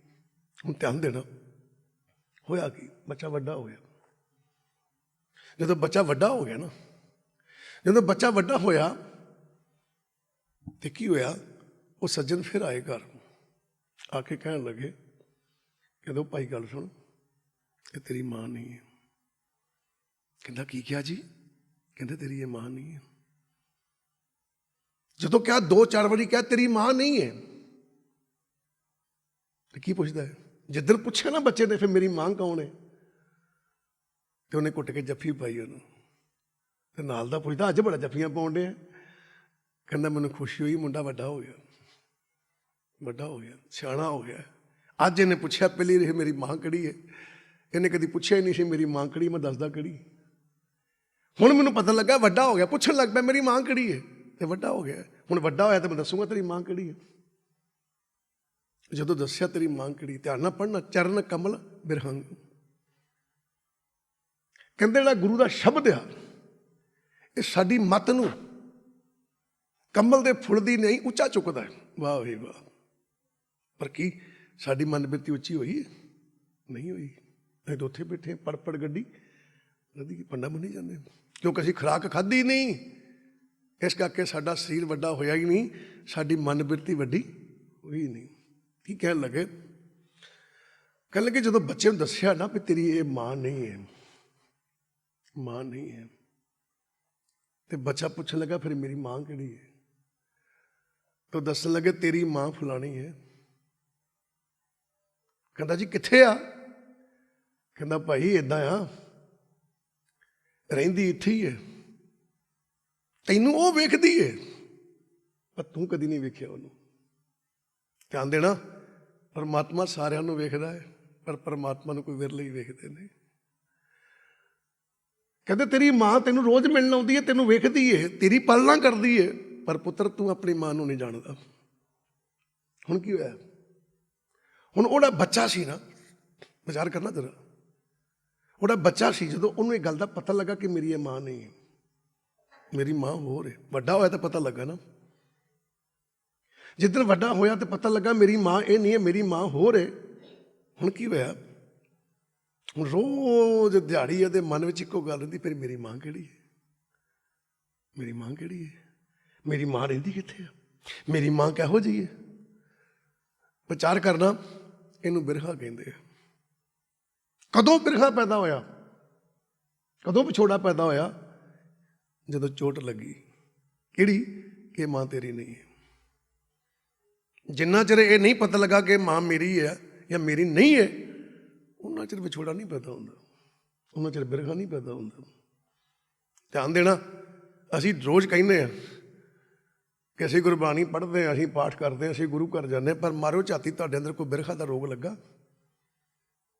ਤੁਹਾਡੇ ਅੰਦਰ ਕੋਈ ਬਿਰਹਾ ਦੀ ਚੋਟ ਲੱਗੀ ਕਿ ਅਸੀਂ ਪਰਮਾਤਮਾ ਤੋਂ ਵਿਛੜੇ? ਕੋਈ ਚੋਟ ਨਹੀਂ ਲੱਗੀ। ਕਿਹੜੀ ਗੱਲੋਂ? ਕਿਉਂਕਿ ਅਜੇ ਬਚਪਨਾ ਹੀ ਹੈ, ਅਜੇ ਸਾਡੀ ਮਨ ਬਿਰਤੀ ਅੰਦਰ ਬਚਪਨਾ ਹੀ। ਅਸੀਂ ਖੁਰਾਕ ਨਹੀਂ ਖਾਧੀ, ਅਸੀਂ ਗੁਰਬਾਣੀ ਦੀ ਵਿਚਾਰ ਨਹੀਂ ਕੀਤੀ, ਅਜੇ ਬਚਪਨਾ ਹੀ ਹੈ। ਤੇ ਗੁਰੂ ਸਾਹਿਬਾਨ ਸਮਝਾਉਣ ਲੱਗੇ। ਇਸ ਪੰਕਤੀਆਂ ਨੂੰ ਭਗਤ ਫਰੀਦ ਸਾਹਿਬ ਨੇ ਬੜੇ ਪਿਆਰ ਨਾਲ ਗਾਇਆ। ਭਗਤ ਫਰੀਦ ਸਾਹਿਬ ਨੇ ਕੀ ਕਹਿਆ? ਕਹਿੰਦੇ ਬਿਰਹਾ ਬਿਰਹਾ ਆਖੀਏ, ਬਿਰਹਾ ਤੂੰ ਸੁਲਤਾਨ। ਕਹਿੰਦੇ ਲੋਕ ਬਿਰਹਾ ਬਿਰਹਾ ਕਹਿੰਦੇ ਫਿਰਦੇ ਆ, ਵਿਛੋੜਾ ਵਿਛੋੜਾ ਕਹਿੰਦੇ ਫਿਰਦੇ ਆ। ਕਹਿੰਦੇ ਕਿਤੇ ਮੈਨੂੰ ਪੁੱਛ ਕੇ ਦੇਖੋ, ਇਹ ਬਾਦਸ਼ਾਹ ਜੇ, ਇਹ ਬਾਦਸ਼ਾਹ ਜੇ। ਬਾਦਸ਼ਾਹ ਕਿਉਂ ਕਿਹਾ? ਕਿਉਂਕਿ ਬਾਕੀ ਸੰਸਾਰ ਤੇ ਹੁਕੂਮਤ ਕਰਨ ਵਾਲਾ, ਬਾਕੀ ਸੰਸਾਰ ਤੋਂ ਵੱਖਰਾ ਰਹਿਣ ਵਾਲਾ, ਬਾਕੀ ਸੰਸਾਰ ਤੋਂ ਉੱਚਾ ਰਹਿਣ ਵਾਲਾ, ਜਿਹਦਾ ਜੀਵਨ ਉੱਚਾ ਹੈ, ਉਹ ਬਾਦਸ਼ਾਹ ਹੈ। ਕਹਿੰਦੇ ਧਿਆਨ ਦਿਓ, ਆ ਬਿਰਹਾ ਅੱਖਰ ਐਸਾ ਹੈ, ਇਹ ਸੁਲਤਾਨ ਹੈ। ਕਹਿੰਦਾ ਸਾਰੇ ਜੀਵਨ ਨਾਲੋਂ ਇਹ ਜੀਵਨ ਉੱਚਾ ਹੈ। ਜੇ ਕਿਤੇ ਬਿਰਹਾ ਵਿੱਚ ਪਹੁੰਚ ਜਾਈਏ ਤੇ ਰੱਬ ਦੀ ਸੋਝੀ ਆ ਸਕਦੀ ਹੈ। ਜਿੰਨਾ ਚਿਰ ਮਨ ਬਿਰਤੀ ਵਿੱਚ ਬਿਰਹਾ ਨਹੀਂ ਪੈਦਾ ਹੁੰਦਾ, ਕਦੀ ਰੱਬ ਦੀ ਸੋਝੀ ਨਹੀਂ ਆ ਸਕਦੀ। ਕਹਿੰਦੇ ਬਿਰਹਾ ਤੂੰ ਸੁਲਤਾਨ, ਬਾਦਸ਼ਾਹ ਤੂੰ ਤੇ। ਫਿਰ ਫਰੀਦ ਸਾਹਿਬ ਨੇ ਪਤਾ ਕੀ ਕਿਹਾ? ਜਿਤ ਤਨ ਬਿਰਹੋ ਨਾ ਉਪਜੇ ਸੋ ਤਨ ਜਾਣ ਮਸਾਨ। ਧਿਆਨ ਦੇਣਾ, ਜਿਤ ਤਨ ਬਿਰਹੋ ਨਾ ਉਪਜੇ। ਬਿਰਹਾ ਹੈ ਕੀ ਹੈ? ਬਿਰਹਾ ਹੈ ਕੀ ਹੈ? ਕਦੀ ਜ਼ਿੰਦਗੀ 'ਚ ਵਿਚਾਰ ਕਰਕੇ ਦੇਖਣਾ, ਜੇ ਉਸ ਬੱਚੇ ਨੂੰ ਨਾ ਪਤਾ ਲੱਗਦਾ ਕਿ ਮੇਰੀ ਇਹ ਮਾਂ ਨਹੀਂ ਹੈ, ਮੇਰੀ ਮਾਂ ਹੋਰ ਹੈ, ਤੇ ਕਦੀ ਉਹਨੂੰ ਬਿਰਹਾ ਨਾ ਲੱਗਦਾ, ਕਦੀ ਉਹਦੇ ਅੰਦਰ ਵਿਛੋੜਾ ਨਾ ਮਹਿਸੂਸ ਹੁੰਦਾ। ਜਿੱਦਣ ਪਤਾ ਲੱਗਾ, ਜਾਣਕਾਰੀ ਮਿਲੀ ਕਿ ਮੇਰੀ ਇਹ ਮਾਂ ਨਹੀਂ ਹੈ, ਮੇਰੀ ਮਾਂ ਹੋਰ ਆ, ਬਿਰਹਾ ਪੈਦਾ ਉਸ ਦਿਨ ਹੋਇਆ। ਤੇ ਗੁਰੂ ਸਾਹਿਬਾਨ ਕਹਿੰਦੇ ਮਨਾ ਕਿੰਨੇ ਯੁੱਗ ਹੋ ਗਏ ਤੈਨੂੰ ਸਰੀਰਾਂ 'ਚ ਘੁੰਮਦੇ ਆ? ਕਹਿੰਦਾ ਹਾਂਜੀ। ਕਹਿੰਦੇ ਬਚਪਨਾ ਹੀ ਸੀ, ਮਨੁੱਖ ਸਰੀਰ 'ਚ ਪਹੁੰਚਿਆ ਤੇ ਗੁਰੂ ਮਿਲਿਆ, ਤੇ ਗੁਰੂ ਨੇ ਦੱਸਿਆ ਤੈਨੂੰ ਇਸ ਸੰਸਾਰ 'ਤੇ ਤੇਰਾ ਕੋਈ ਨਹੀਂ ਹੈ, ਤੈਨੂੰ ਪੈਦਾ ਕਰਨ ਵਾਲਾ ਕੋਈ ਹੋਰ ਹੈ। ਕਹਿੰਦੇ ਨਾ, ਮਾਂ ਸਰੀਰ ਪੈਦਾ ਕਰਦੀ ਹੈ, ਮਾਂ ਉਸ ਸਰੀਰ ਦੇ ਅੰਦਰ ਮਨ ਪੈਦਾ ਨਹੀਂ ਕਰਦੀ। ਮਨ ਪਰਮਾਤਮਾ ਪੈਦਾ ਕਰਦਾ ਹੈ, ਉਹਦੇ ਅੰਦਰ ਆਤਮਾ ਪਰਮਾਤਮਾ ਪੈਦਾ ਕਰਦੇ ਆ। ਪਰ ਅਸੀਂ ਤਾਂ ਮੰਨ ਕੇ ਸਰੀਰ ਨੂੰ ਸਭ ਕੁਝ ਮੰਨ ਕੇ ਬੈਠੇ ਹਾਂ, ਸਰੀਰ ਨੂੰ ਹੀ ਮੰਨ ਕੇ ਬੈਠੇ ਹਾਂ ਸਭ ਕੁਝ। ਇਸ ਕਰਕੇ ਸਾਡੇ ਅੰਦਰ ਵਿਛੋੜਾ ਪੈਦਾ ਨਹੀਂ ਹੁੰਦਾ। ਤੇ ਫਰੀਦ ਸਾਹਿਬ ਨੂੰ ਕਹਿਣ ਲੱਗੇ, ਕਹਿੰਦੇ ਜਦੋਂ ਉਸ ਮਨ ਨੂੰ ਸੂਝੀ ਆਈ ਕਿ ਮੇਰਾ ਇਸ ਸੰਸਾਰ ਨਾਲ, ਮੇਰਾ ਇਸ ਸਰੀਰ ਨਾਲ ਕੋਈ ਨਾਤਾ ਨਹੀਂ ਹੈ, ਮੇਰਾ ਨਾਤਾ ਕੋਈ ਹੋਰ ਕਿਸੇ ਨਾਲ ਆ, ਮੈਨੂੰ ਜਨਮ ਦੇਣ ਵਾਲਾ ਹੋਰ ਹੈ। ਜਦੋਂ ਇਹ ਮਹਿਸੂਸ ਹੋਇਆ, ਪਤਾ ਲੱਗਾ ਤੇ ਅੰਦਰ ਬਿਰਹਾ ਪੈਦਾ ਹੋਇਆ, ਚੋਟ ਲੱਗੀ ਬਿਰਹਾ ਦੀ। ਤੇ ਫਰੀਦ ਸਾਹਿਬ ਕਹਿੰਦੇ ਜਿਸ ਮਨ ਦੇ ਅੰਦਰ ਇਹ ਚੋਭ ਨਾ ਲੱਗੇ, ਇਹ ਚੋਟ ਨਾ ਲੱਗੇ, ਇਹ ਬਿਰਹਾ ਨਾ ਪੈਦਾ ਹੋਵੇ, ਕਹਿੰਦਾ ਜਾਨ ਛੱਡਿਓ ਫਿਰ ਉਹ ਸਰੀਰ। ਕਹਿੰਦਾ ਭਾਵ ਮੜੀਆਂ ਮਸਾਣਾ ਵਰਗਾ ਹੈ। ਪੁੱਛਿਆ ਕਿਵੇਂ? ਕਹਿੰਦੇ ਮੜੀਆਂ ਮਸਾਣਾ ਅੰਦਰ ਚਲੇ ਜਾਈਏ, ਉੱਥੇ ਕੋਈ ਸੋਝੀ ਨਹੀਂ ਮਿਲਦੀ। ਮੜੀਆਂ ਮਸਾਣਾ ਅੰਦਰ ਕੋਈ ਸੋਝੀ ਨਹੀਂ ਮਿਲਦੀ। ਕਿਵੇਂ? ਕੋਈ ਰੱਬ ਦੇ ਪਿਆਰੇ ਸੀ, ਮਹਾਂਪੁਰਖ ਸੀ, ਤੁਰੇ ਜਾ ਰਹੇ ਸਨ, ਕਿਤੇ ਤੁਰੇ ਜਾ ਰਹੇ ਸਨ, ਅੱਗੋਂ ਕੋਈ ਸੱਜਣ ਮਿਲਿਆ ਤੇ ਮਹਾਂਪੁਰਖਾਂ ਨੂੰ ਸੁਭਾਵਕ ਜਿਹਾ ਪੁੱਛਣ ਲੱਗਾ, ਕਹਿੰਦਾ ਮਹਾਂਪੁਰਖੋ ਕਿੱਥੇ ਚੱਲੇ ਹੋ? ਸ਼ਹਿਰ ਨੂੰ ਤੁਰੇ ਜਾ ਰਹੇ ਸੀ। ਕਹਿਣ ਲੱਗਾ ਮਹਾਂਪੁਰਖੋ ਕਿੱਥੇ ਚੱਲੇ ਹੋ? ਤੇ ਮਹਾਂਪੁਰਖ ਬੜੇ ਪਿਆਰ ਨਾਲ ਕਹਿੰਦੇ, ਕਹਿੰਦੇ ਸ਼ਮਸ਼ਾਨ ਘਾਟ ਨੂੰ ਚੱਲੇ, ਸ਼ਮਸ਼ਾਨ ਘਾਟ ਨੂੰ ਚੱਲੇ। ਫਿਰ ਪੁੱਛਦਾ, ਕਹਿੰਦਾ ਮਹਾਂਪੁਰਖੋ ਕੋਈ ਖਨਾਮੀ ਹੋ ਗਈ? ਕੀ ਗੱਲ ਹੋ ਗਈ, ਐਵੇਂ ਉਲਟਾ ਬੋਲਣ ਡਿਆ? ਮੈਂ ਪੁੱਛਿਆ ਕਿੱਥੇ ਚੱਲੇ ਹੋ? ਕਹਿੰਦੇ ਪੁੱਤਰਾ ਤੂੰ ਪੁੱਛਿਆ ਕਿੱਥੇ ਚੱਲੇ ਤੇ ਮੈਂ ਸੱਚ ਦੱਸ ਰਿਹਾ, ਮੈਂ ਸ਼ਮਸ਼ਾਨ ਘਾਟ ਨੂੰ ਜਾ ਰਿਹਾ। ਜਦੋਂ 2-3 ਵਾਰੀ ਪੁੱਛਿਆ ਤੇ ਉਹਨਾਂ ਜਵਾਬ ਦਿੱਤਾ ਸ਼ਮਸ਼ਾਨ ਘਾਟ ਨੂੰ ਜਾ ਰਿਹਾ। ਤੇ ਕਹਿ ਉੱਠਿਆ, ਕਹਿੰਦਾ ਜਾਣ ਤੇ ਸ਼ਹਿਰ ਵੱਲ ਨੂੰ ਡਏ, ਉੱਧਰ ਕਿਹੜਾ ਸ਼ਮਸ਼ਾਨ ਘਾਟ ਆ ਗਿਆ, ਤੁਸੀਂ ਕਹਿੰਦੇ ਸ਼ਮਸ਼ਾਨ ਘਾਟ ਨੂੰ ਜਾ ਰਿਹਾ। ਮਹਾਂਪੁਰਖ ਪਤਾ ਕੀ ਜਵਾਬ ਦਿੰਦੇ? ਕਹਿੰਦੇ ਭਾਈ ਜਿੰਨੀ ਕੁ ਤੈਨੂੰ ਮੱਤ ਹੈ ਮੈਂ ਉਹਦਾ ਜਵਾਬ ਦਿੱਤਾ ਹੈ, ਜਿੰਨੀ ਕੁ ਤੈਨੂੰ ਸੋਝੀ ਹੈ ਮੈਂ ਉਹਦਾ ਜਵਾਬ ਦਿੱਤਾ ਹੈ। ਪੁੱਛਦਾ ਜੀ ਕੀ ਸੋਝੀ ਹੈ? ਕਹਿੰਦੇ ਤੂੰ ਮੇਰੇ ਸਰੀਰ ਨੂੰ ਪੁੱਛਿਆ ਕਿੱਧਰ ਜਾ ਰਹੇ ਹਨ, ਤੇ ਸਰੀਰ ਮੇਰਾ ਇਹਦਾ ਮਾਰਗ ਸ਼ਮਸ਼ਾਨ ਘਾਟ ਨੂੰ ਹੀ ਹੈ। ਇਹ ਭਾਵੇਂ ਸ਼ਹਿਰ ਨੂੰ ਚਲਾ ਜਾਵੇ, ਇੱਕ ਦਿਨ ਇਹਨੇ ਸ਼ਮਸ਼ਾਨ ਘਾਟ ਪਹੁੰਚ ਹੀ ਜਾਣਾ। ਇਹ ਸ਼ਮਸ਼ਾਨ ਘਾਟ ਨੂੰ ਜਾ ਰਿਹਾ। ਕਹਿੰਦਾ ਹੈ? ਕਹਿੰਦੇ ਸ਼ਮਸ਼ਾਨ ਘਾਟ ਨੂੰ ਜਾ ਰਿਹਾ ਹੈ। ਇਹ ਭਾਵੇਂ ਹੋਰ 10 ਸਾਲ ਲੈ ਲਵੇ, ਕੋਈ 20 ਸਾਲ ਲੈ ਲਵੇ, ਪਰ ਇਹਨੇ ਆਖਰ ਜਾਣਾ ਸ਼ਮਸ਼ਾਨ ਘਾਟ ਨੂੰ ਹੈ। ਔਰ ਇਹ ਸ਼ਮਸ਼ਾਨ ਘਾਟ ਨੂੰ ਤੁਰਿਆ ਜਾ ਰਿਹਾ, ਕਿਉਂਕਿ ਜਿਵੇਂ ਜਿਵੇਂ ਸਾਡੀ ਉਮਰ ਵੱਧਦੀ ਜਾਂਦੀ ਉਹ ਸਮਾਂ ਸਾਡੇ ਲਾਗੇ ਆਈ ਜਾ ਰਿਹਾ ਜਿੱਦਣ ਅਸੀਂ ਸ਼ਮਸ਼ਾਨ ਘਾਟ 'ਚ ਜਾਣਾ ਹੈ। ਕਹਿੰਦੇ ਸਹੀ ਤੁਰਿਆ ਜਾ ਰਿਹਾ ਹੈ, ਪਰ ਭੋਲਿਆ ਤੂੰ ਮੇਰੇ ਮਨ ਨੂੰ ਪੁੱਛਿਆ ਹੀ ਨਹੀਂ ਕਿੱਥੇ ਜਾ ਰਿਹਾ ਹੈ। ਕਹਿੰਦੇ ਸਰੀਰ ਮੇਰਾ ਸ਼ਮਸ਼ਾਨ ਘਾਟ ਨੂੰ ਜਾ ਰਿਹਾ ਹੈ, ਮਨ ਬਾਰੇ ਤੂੰ ਪੁੱਛਿਆ ਹੀ ਨਹੀਂ। ਮਨ ਮੇਰਾ ਨਿਰੰਕਾਰ ਕਰਨ ਨੂੰ ਜਾ ਰਿਹਾ ਹੈ, ਦਰਗਾਹ ਨੂੰ ਜਾ ਰਿਹਾ ਹੈ, ਸੱਚਖੰਡ ਨੂੰ ਜਾ ਰਿਹਾ ਹੈ, ਕਿਉਂਕਿ ਮੈਂ ਭਗਤ ਹਾਂ, ਮੈਂ ਸਿਮਰਨ ਕਰਦਾ ਹੈ। ਮਨ ਮੇਰਾ ਦਰਗਾਹ ਨੂੰ ਜਾ ਰਿਹਾ, ਤਨ ਮੇਰਾ ਸ਼ਮਸ਼ਾਨ ਘਾਟ ਨੂੰ ਜਾ ਰਿਹਾ। ਤੂੰ ਪੁੱਛਿਆ ਕਿੱਥੇ ਚੱਲੇ? ਤੂੰ ਸਰੀਰ ਵੇਖਣ ਜੋਗਾ, ਸਰੀਰ ਤੱਕ ਪੁੱਛਣ ਜੋਗਾ। ਸਰੀਰ ਮੈਂ ਤੁਹਾਨੂੰ ਦੱਸਦਾ ਹੈ ਸ਼ਮਸ਼ਾਨ ਘਾਟ ਜਾ ਰਿਹਾ ਹੈ। ਸੱਚ ਜੇ ਜਾਣਾ ਨੇ ਸ਼ਮਸ਼ਾਨ ਘਾਟ ਹੀ ਹੈ। ਸਰੀਰ ਦੀ ਉਮਰ ਹੈ, ਮਨ ਦੀ ਕੋਈ ਉਮਰ ਨਹੀਂ ਹੈ। ਸਰੀਰ 50 ਸਾਲ 60 ਸਾਲ 10 ਸਾਲ 20 ਸਾਲ ਇੱਕ ਸਵਾਸ ਲੈ ਕੇ ਵੀ ਸ਼ਮਸ਼ਾਨ ਘਾਟ 'ਚ ਜਾ ਸਕਦਾ ਹੈ, ਇੱਕ ਸਵਾਸ ਲੈ ਕੇ ਵੀ। ਕਿਉਂ? ਹੁਕਮ ਹੈ ਉਹਦਾ। ਪਰ ਮਨ ਜਿਹੜਾ ਹੈ, ਮਨ ਦਾ ਜਾਣਾ ਕਿਤੇ ਹੋ ਰਿਹਾ। ਸਰੀਰ ਆਪਣੇ ਘਰ ਨੂੰ ਤੁਰਿਆ ਜਾ ਰਿਹਾ ਹੈ, ਵਕਤ ਆ ਰਿਹਾ ਤੁਰਿਆ ਜਾ ਰਿਹਾ ਹੈ। ਪਰ ਸਦਕੇ ਜਾਵਾਂ, ਮਨ ਤੁਰਿਆ ਹੀ ਨਹੀਂ ਜਾਵੇਗਾ ਕਿਤੇ, ਮਨ ਨਹੀਂ ਤੁਰਿਆ। ਉਹ ਕਹਿਣ ਲੱਗੇ ਕਮਾਲ ਹੈ। ਸੋ ਧਿਆਨ ਦੇਣਾ। ਗੁਰੂ ਸਾਹਿਬਾਨ ਕਹਿਣ ਲੱਗੇ ਚਰਨ ਕਮਲ ਬਿਰਹੰਗ। ਕਹਿੰਦੇ ਗੁਰੂ ਦੇ ਸ਼ਬਦ ਨਾਲ ਜਦੋਂ ਜੁੜਦੇ ਆ ਤੇ ਗੁਰੂ ਦੇ ਸ਼ਬਦ ਦੀ ਵਿਚਾਰ ਕਰਦੇ ਆ ਤੇ ਮਨ ਬਿਰਤੀ ਕਮਲ ਦੇ ਫੁੱਲ ਵਾਂਗ ਉੱਚੀ ਹੁੰਦੀ ਹੈ ਤੇ ਖਿੜਦੀ ਹੈ। ਜਦੋਂ ਖਿੜਦੀ ਫਿਰ ਸੋਝੀ ਆਉਂਦੀ ਆ ਕਿ ਸਾਡਾ ਨਾਤਾ ਸੰਸਾਰ ਨਾਲ ਨਹੀਂ, ਨਿਰੰਕਾਰ ਨਾਲ। ਫਿਰ ਬਿਰਖਾ ਪੈਦਾ ਹੁੰਦਾ ਹੈ, ਫਿਰ ਵਿਛੋੜਾ ਪੈਦਾ ਹੁੰਦਾ ਹੈ, ਫਿਰ ਚੋਭ ਲੱਗਦੀ, ਫਿਰ ਚੋਟ ਲੱਗਦੀ ਹੈ। ਕਹਿੰਦੇ ਫਿਰ ਕੀ ਹੁੰਦਾ ਹੈ? ਕਹਿੰਦੇ ਜਦੋਂ ਚੋਟ ਲੱਗੀ ਉਸ ਬੱਚੇ ਨੂੰ ਤੇ ਬੱਚਾ ਕਹਿੰਦਾ ਮੇਰੀ ਮਾਂ ਕੌਣ ਹੈ? ਹੁਣ ਹੋਇਆ ਕੀ? ਜਦੋਂ ਕਹਿੰਦਾ ਮੇਰੀ ਮਾਂ ਕੌਣ ਹੈ, ਹੁਣ ਮਾਂ ਕੌਣ ਹੈ, ਮਾਂ ਕੌਣ ਹੈ, ਮਾਂ ਕੌਣ ਹੈ, ਅੰਦਰੋਂ ਆਵਾਜ਼ ਪੈਦਾ ਹੋਣ ਲੱਗ ਪਈ। ਜੇ ਮੇਰੀ ਮਾਂ ਨਹੀਂ ਹੈ ਤੇ ਮੇਰੀ ਮਾਂ ਤੇ ਕੋਈ ਹੈਗੀ ਹੈ ਨਾ, ਕਿਸੇ ਨਾ ਕਿਸੇ ਮੈਨੂੰ ਜਨਮ ਦਿੱਤਾ ਹੈ ਨਾ, ਉਹ ਕੌਣ ਹੈ? ਔਰ ਮੈਂ ਐਡਾ ਨਕਰਮਾ, ਕਿਹੜੀ ਖੁਨਾਮੀ ਹੋ ਗਈ ਮੇਰੇ ਕੋਲੋਂ ਕਿ ਤੂੰ ਕਹਿੰਦਾ ਤੇਰੀ ਮਾਂ ਅਮੀਰ ਬੜੀ ਹੈ, ਤੇ ਜਨਮ ਦੇ ਕੇ ਗਰੀਬ ਨੂੰ ਕਿਉਂ ਦੇ ਗਈ? ਇਹਦੀ ਗੋਦ 'ਚ ਪਾ ਗਈ। ਤੇ ਫਿਰ ਸਮਝਾਉਂਦਾ ਹੈ, ਕਹਿੰਦਾ ਭਾਈ ਤੈਨੂੰ ਸਿੱਖਿਆ ਦੇ ਰਹੀ ਹੈ, ਪਰ ਉਡੀਕਦੀ ਫਿਰ ਵੀ ਤੈਨੂੰ ਪਈ ਹੈ। ਰੱਬ ਸਾਰਿਆਂ ਨੂੰ ਉਡੀਕਦਾ ਹੈ, ਸਭ ਨੂੰ ਉਡੀਕਦਾ ਹੈ, ਠੀਕ ਹੈ। ਸਭ ਦੀ ਉਡੀਕ ਪਰਮਾਤਮਾ ਕਰਦੇ ਨੇ। ਤਾਈਏ ਤੇ ਗੁਰੂ ਕੌਣ ਹੈ? ਵਾਹੋ ਵਾਹੋ ਬਾਣੀ ਨਿਰੰਕਾਰ ਹੈ। ਗੁਰੂ ਕੌਣ ਹੈ? ਨਿਰੰਕਾਰ ਹੈ। ਉਸ ਅਕਾਲ ਪੁਰਖ ਨੂੰ ਗੁਰੂ ਦਾ ਰੂਪ ਧਾਰਨ ਕਰਨਾ ਪਿਆ। ਕਿਉਂ ਧਾਰਨ ਕਰਨਾ ਪਿਆ? ਕਿ ਗੁਰੂ ਰੂਪ ਪਿਆਰੀ ਸਾਧ ਸੰਗਤ ਜੀਓ ਸਾਨੂੰ ਸੋਝੀ ਦੇਣ ਆਏ ਕਿ ਤੁਹਾਡਾ ਸੰਸਾਰ ਨਾਲ ਨਾਤਾ ਨਹੀਂ ਹੈ, ਤੁਹਾਡਾ ਨਿਰੰਕਾਰ ਨਾਲ ਨਾਤਾ ਹੈ। ਤੁਹਾਡੀ ਮਾਂ ਇਹ ਨਹੀਂ ਹੈ, ਤੁਹਾਡੀ ਮਾਂ ਨਿਰੰਕਾਰ ਹੈ। ਤਾਂ ਕਿ ਸਾਡੇ ਮਨ 'ਚ ਖਿੱਚ ਪਵੇ ਤੇ ਅਸੀਂ ਵਾਪਸ ਘਰ ਜਾਣ ਦੀ ਕੋਸ਼ਿਸ਼ ਕਰੀਏ। ਤਾਈਂ ਤਾਂ ਉਹਨਾਂ ਨੇ ਕਿਹਾ, ਜੈ ਘਰ ਮੈਂ ਤੁਧ ਰਹਿਣਾ ਬਸਣਾ ਸੋ ਘਰ ਚੀਤ ਨਾ ਆਇਓ। ਜਿਸ ਘਰ ਵਿੱਚ ਜਾ ਕੇ ਤੂੰ ਰਹਿਣਾ, ਜਾ ਕੇ ਵਸਣਾ, ਤੈਨੂੰ ਘਰ ਚੇਤੇ ਨਹੀਂ ਆਇਆ। ਕਹਿੰਦਾ ਫਿਰ ਹੁਣ ਧਿਆਨ ਦਿਓ। ਜਦੋਂ ਸਮਝ ਲੱਗੀ ਬੱਚੇ ਨੂੰ ਵੀ ਮੇਰੀ ਮਾਂ ਇਹ ਨਹੀਂ ਹੈ, ਹੁਣ ਕੀ ਕਹਿੰਦਾ? ਕਹਿੰਦਾ ਫਿਰ ਉਸ ਮਾਂ ਨੂੰ ਮਿਲਾਂ ਕਿਵੇਂ? ਖਿੱਚ ਪੈਦਾ ਹੋ ਗਈ ਨਾ ਹੁਣ। ਤੇ ਧਿਆਨ ਦੇਣਾ, ਧੰਨ ਗੁਰੂ ਅਰਜਨ ਦੇਵ ਮਹਾਰਾਜ ਜੀ 677 ਰੰਗ ਦੇ ਉੱਤੇ ਲਿਖਦੇ ਆ, ਕਹਿੰਦੇ ਸਾਬ ਮਤ ਦੇਹੋ ਦਿਆਲ ਪ੍ਰਭ ਜੇ ਤੂੰ ਤੁਮੇ ਅਰਾਧਾ। ਦੱਸੋ ਮੰਗੀ ਕਿ ਨਹੀਂ ਮੰਗੀ ਭੀਖ? ਹੁਣ ਧਿਆਨ ਦਿਓ ਕਿ ਆਪਾਂ ਇਹ ਪੰਕਤੀ ਪੜ੍ਹ ਲਈ, ਪਰ ਜੇ ਬਿਰਹਾ ਅੰਦਰ ਹੁੰਦਾ ਤੇ ਤਾਂ ਹੀ ਅਸੀਂ ਇਹ ਗੱਲ ਗੁਰੂ ਨਾਲ ਕਰਦੇ ਨਾ।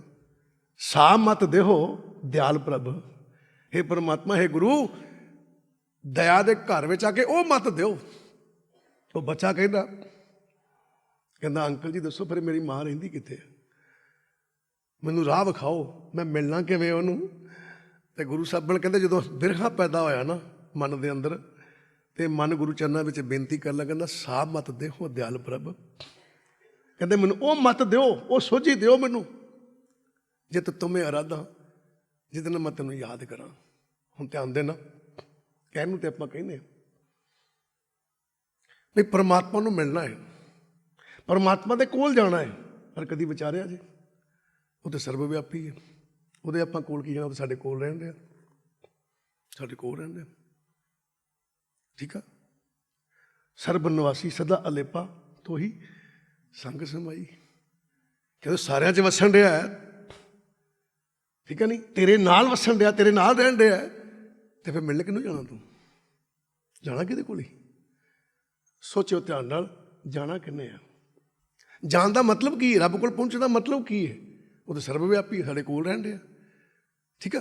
ਘੱਟ ਮੈਂ ਹਰਜੂ ਬਸੇ ਸੰਤਨ ਕਿਉਂ ਪੁਕਾਰ, ਪਰਮਾਤਮਾ ਸਾਰਿਆਂ 'ਚ ਵਸਣ ਡਿਆ ਤੇ ਅਸੀਂ ਉਹਨੂੰ ਲੱਭਦੇ ਫਿਰਨ ਡਏ। ਉਹ ਗੁਰੂ ਰੂਪ ਪਿਆਰੀ ਸਾਧ ਸੰਗਤ ਜੀਓ, ਫਰਕ ਸਿਰਫ ਇੰਨਾ ਹੈ ਕਿ ਗੁਰੂ ਸਾਹਿਬਾਨ ਆਪ ਜੀ ਨੂੰ ਸਮਝਾਉਣ ਲੱਗੇ, ਕਹਿੰਦੇ ਭਾਈ ਪਰਮਾਤਮਾ ਤੱਕ ਪਹੁੰਚਣਾ ਕੀ ਹੈ? ਹੁਣ ਆਪਾਂ ਸਵੇਰੇ ਉੱਠਦੇ ਹਾਂ ਤੇ ਪਾਠ ਕਰਦੇ ਹਾਂ, ਪਾਠ ਕਰਦੇ ਹਾਂ, ਨਿਤਨੇਮ ਕਰਦੇ ਹਾਂ। ਕੋਈ ਮਾਲਾ ਫੜਿਆ, ਮਾਲਾ ਦਿਆ ਫਿਰਨ, ਕੋਈ ਪੂਜਾ ਕਰਦਾ ਫਿਰਦਾ ਹੈ, ਕੋਈ ਸੇਵਾ ਕਰਦਾ ਫਿਰਦਾ ਹੈ, ਕੋਈ ਪੁੰਨਦਾਨ ਕਰਦਾ ਫਿਰਦਾ ਹੈ, ਠੀਕ ਹੈ। ਕੋਈ ਕੀਰਤਨ ਸੁਣਦਾ ਫਿਰਦਾ ਹੈ, ਕੋਈ ਨਿਤਨੇਮ ਸੁਣਦਾ ਨਹੀਂ ਕਰ ਸਕਦਾ, ਸੁਣਨ ਜਾਂਦਾ ਹੈ। ਪਰ ਗੱਲ ਕੀ ਹੈ?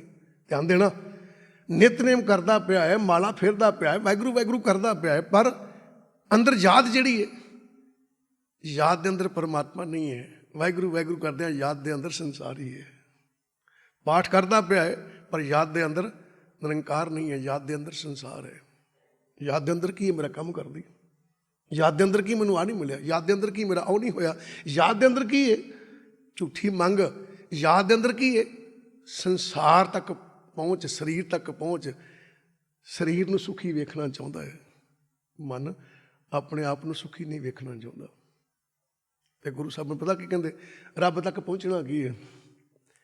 ਜਿੱਦਣ ਵਾਹਿਗੁਰੂ ਵਾਹਿਗੁਰੂ ਕਰਦੇ ਹਾਂ, ਜਿੱਦਣ ਗੁਰਬਾਣੀ ਪੜ੍ਹਦੇ ਹਾਂ, ਤੇਰੀ ਯਾਦ ਪਰਮਾਤਮਾ ਤੱਕ ਪਹੁੰਚ ਗਈ ਹੈ, ਰੱਬ ਤੱਕ ਪਹੁੰਚਣਾ ਆ। ਤੇਰੀ ਯਾਦ ਤੇ ਰੱਬ ਤੱਕ ਪਹੁੰਚਦੀ ਨਹੀਂ। ਵਾਹਿਗੁਰੂ ਵਾਹਿਗੁਰੂ ਕਿਉਂ ਕਰਦੇ ਹੋ? ਕੀ ਲੋੜ ਪੈ ਗਈ ਨਾਮ ਸਿਮਰਨ ਕਰਨ ਦੀ? ਕਿਉਂ ਗੁਰੂ ਸਾਹਿਬਾਨ ਨੇ ਕਿਹਾ ਰਾਮ ਰਾਮ ਸਭ ਕੋ ਕਹੇ ਰਾਮ ਨਾ ਹੋਏ? ਕਹਿੰਦੇ ਰਾਮ ਰਾਮ ਸਭ ਦੁਨੀਆ ਕਰਦੀ ਫਿਰਦੀ ਹੈ, ਪਰ ਕਹਿਣ ਦੇ ਨਾਲ ਰਾਮ ਨਹੀਂ ਹੋ ਜਾਣਾ। ਕਹਿੰਦਾ ਕਿਉਂ? ਕੀ ਚੱਕਰ ਹੈ? ਕਹਿੰਦਾ ਚੱਕਰ ਸਿਰਫ ਇੰਨਾ ਹੀ ਹੈ ਵੀ ਜਦੋਂ ਇਹ ਰਾਮ ਰਾਮ ਕਹਿੰਦੇ ਨੇ ਨਾ, ਉਦੋਂ ਇਹਨਾਂ ਦੀ ਯਾਦ ਦੇ ਅੰਦਰ ਰਾਮ ਨਹੀਂ ਹੁੰਦਾ, ਉਦੋਂ ਇਹਨਾਂ ਦੀ ਯਾਦ ਦੇ ਅੰਦਰ ਜੱਗ ਹੁੰਦਾ, ਸੰਸਾਰ ਹੁੰਦਾ। ਕਹਿੰਦੇ ਫਿਰ ਇਸ ਕਹਿਣ ਦੇ ਨਾਲ ਇਹਦੀ ਬਿਰਤੀ ਰਾਮ ਤੱਕ ਨਹੀਂ ਪਹੁੰਚ ਸਕਦੀ, ਰਾਮ ਨਹੀਂ ਹੋ ਸਕਦੀ। ਰੱਬ ਤੱਕ ਪਹੁੰਚਣਾ ਯਾਦ ਦਾ ਪਹੁੰਚਣਾ ਹੈ। ਵਾਹਿਗੁਰੂ ਵਾਹਿਗੁਰੂ ਕਰਦੇ ਆ, ਰਾਮ ਰਾਮ ਕਰਦੇ ਆ, ਜਿੱਦਣ ਸਾਡੀ ਯਾਦ ਰਾਮ ਤੱਕ ਪਹੁੰਚ ਗਈ। ਕਹਿੰਦਾ ਭਾਵ ਕਿ ਵਾਹਿਗੁਰੂ ਵਾਹਿਗੁਰੂ ਕਰਦੇ ਜਿੱਦਣ ਸਾਡੀ ਬਿਰਤੀ ਦੇ ਅੰਦਰ ਇਹ ਚੀਜ਼ ਟਿਕ ਗਈ ਕਿ ਪਰਮਾਤਮਾ ਤੇਰੇ ਤੋਂ ਗਾਂ ਕੁਛ ਨਹੀਂ ਹੈ, ਕੁਛ ਨਹੀਂ ਚਾਹੀਦਾ। ਜਿੱਦਣ ਤੁਹਾਡੀ ਯਾਦ ਦੇ ਅੰਦਰ ਕੇਵਲ ਤਾਂ ਕੇਵਲ ਵਾਹਿਗੁਰੂ ਰਹਿ ਗਿਆ, ਕੋਈ ਚੀਜ਼ ਯਾਦ ਨਹੀਂ ਰਹੀ, ਸਮਝ ਲਓ ਤੁਸੀਂ ਪਰਮਾਤਮਾ ਤੱਕ ਪਹੁੰਚ ਗਏ ਹੋ।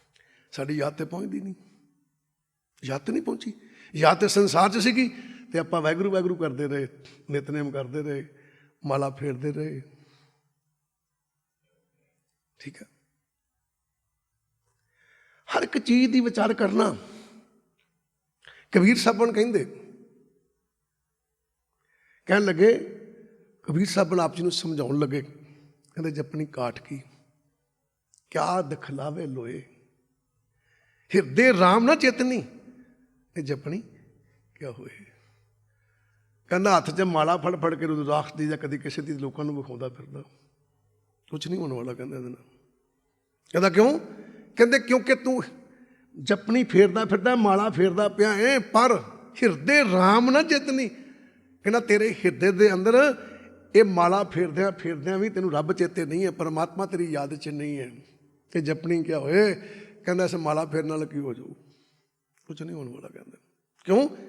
ਹਿਰਦੇ 'ਚ ਯਾਦ ਨਹੀਂ ਹੈ ਪਰਮਾਤਮਾ ਦੀ।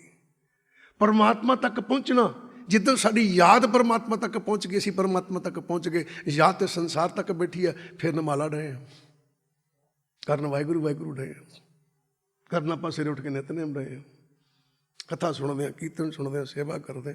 ਕਰਿਓ ਕਰਨਾ, ਕਿਉਂਕਿ ਇੱਥੋਂ ਹੀ ਸਭ ਕੁਝ ਪੈਦਾ ਹੋਣਾ। ਗੁਰੂ ਸਾਹਿਬਾਨ ਸਮਝਾਉਣ ਲੱਗੇ, ਕਹਿੰਦਾ ਜਿੱਦਣ ਬਿਰਹਾ ਪੈਦਾ ਹੋ ਗਿਆ, ਅੰਦਰ ਖਿੱਚ ਪੈਦਾ ਹੋ ਗਈ ਪਰਮਾਤਮਾ ਦੇ ਮਿਲਾਪ ਦੀ, ਜਿੱਦਣ ਪਤਾ ਲੱਗ ਗਿਆ ਕਿ ਇਸ ਸੰਸਾਰ ਨਾਲ ਮੇਰਾ ਕੋਈ ਤਾਲੁਕਾਤ ਨਹੀਂ ਹੈ, ਸੰਸਾਰ ਦੇ ਉੱਤੇ ਭੇਜਣ ਵਾਲਾ ਮੈਨੂੰ ਕੋਈ ਹੋਰ ਹੈ, ਇਹਦੀ ਗੋਦ ਵਿੱਚ ਦੇਣ ਵਾਲਾ, ਇਸ ਮਾਂ ਦੀ ਗੋਦ ਵਿੱਚ ਦੇਣ ਵਾਲੀ ਮੇਰੀ ਮਾਂ ਕੋਈ ਹੋਰ ਹੈ। ਜਿੱਦਣ ਸਮਝ ਲੱਗ ਗਈ, ਕਹਿੰਦੇ ਕਿਉਂ? ਕਹਿੰਦੇ ਖੋਜੰਤ ਬੈਰਾਗੀ ਦੇ ਦਿਸੇ। ਕਹਿੰਦਾ ਹੁਣ ਖੋਜ ਸ਼ੁਰੂ ਹੋਈ। ਜਿੱਦਣ ਬਿਰਹਾ ਪੈਦਾ ਹੋਇਆ ਨਾ, ਪਤਾ ਲੱਗਾ ਕਿ ਮੇਰਾ ਨਾਤਾ ਕਿਸੇ ਹੋਰ ਨਾਲ ਹੈ, ਕਹਿੰਦਾ ਹੁਣ ਖੋਜ ਸ਼ੁਰੂ ਹੋਈ। ਖੋਜੰਤ ਬੈਰਾਗੀ, ਬੈਰਾਗੀ ਕੌਣ ਹੈ?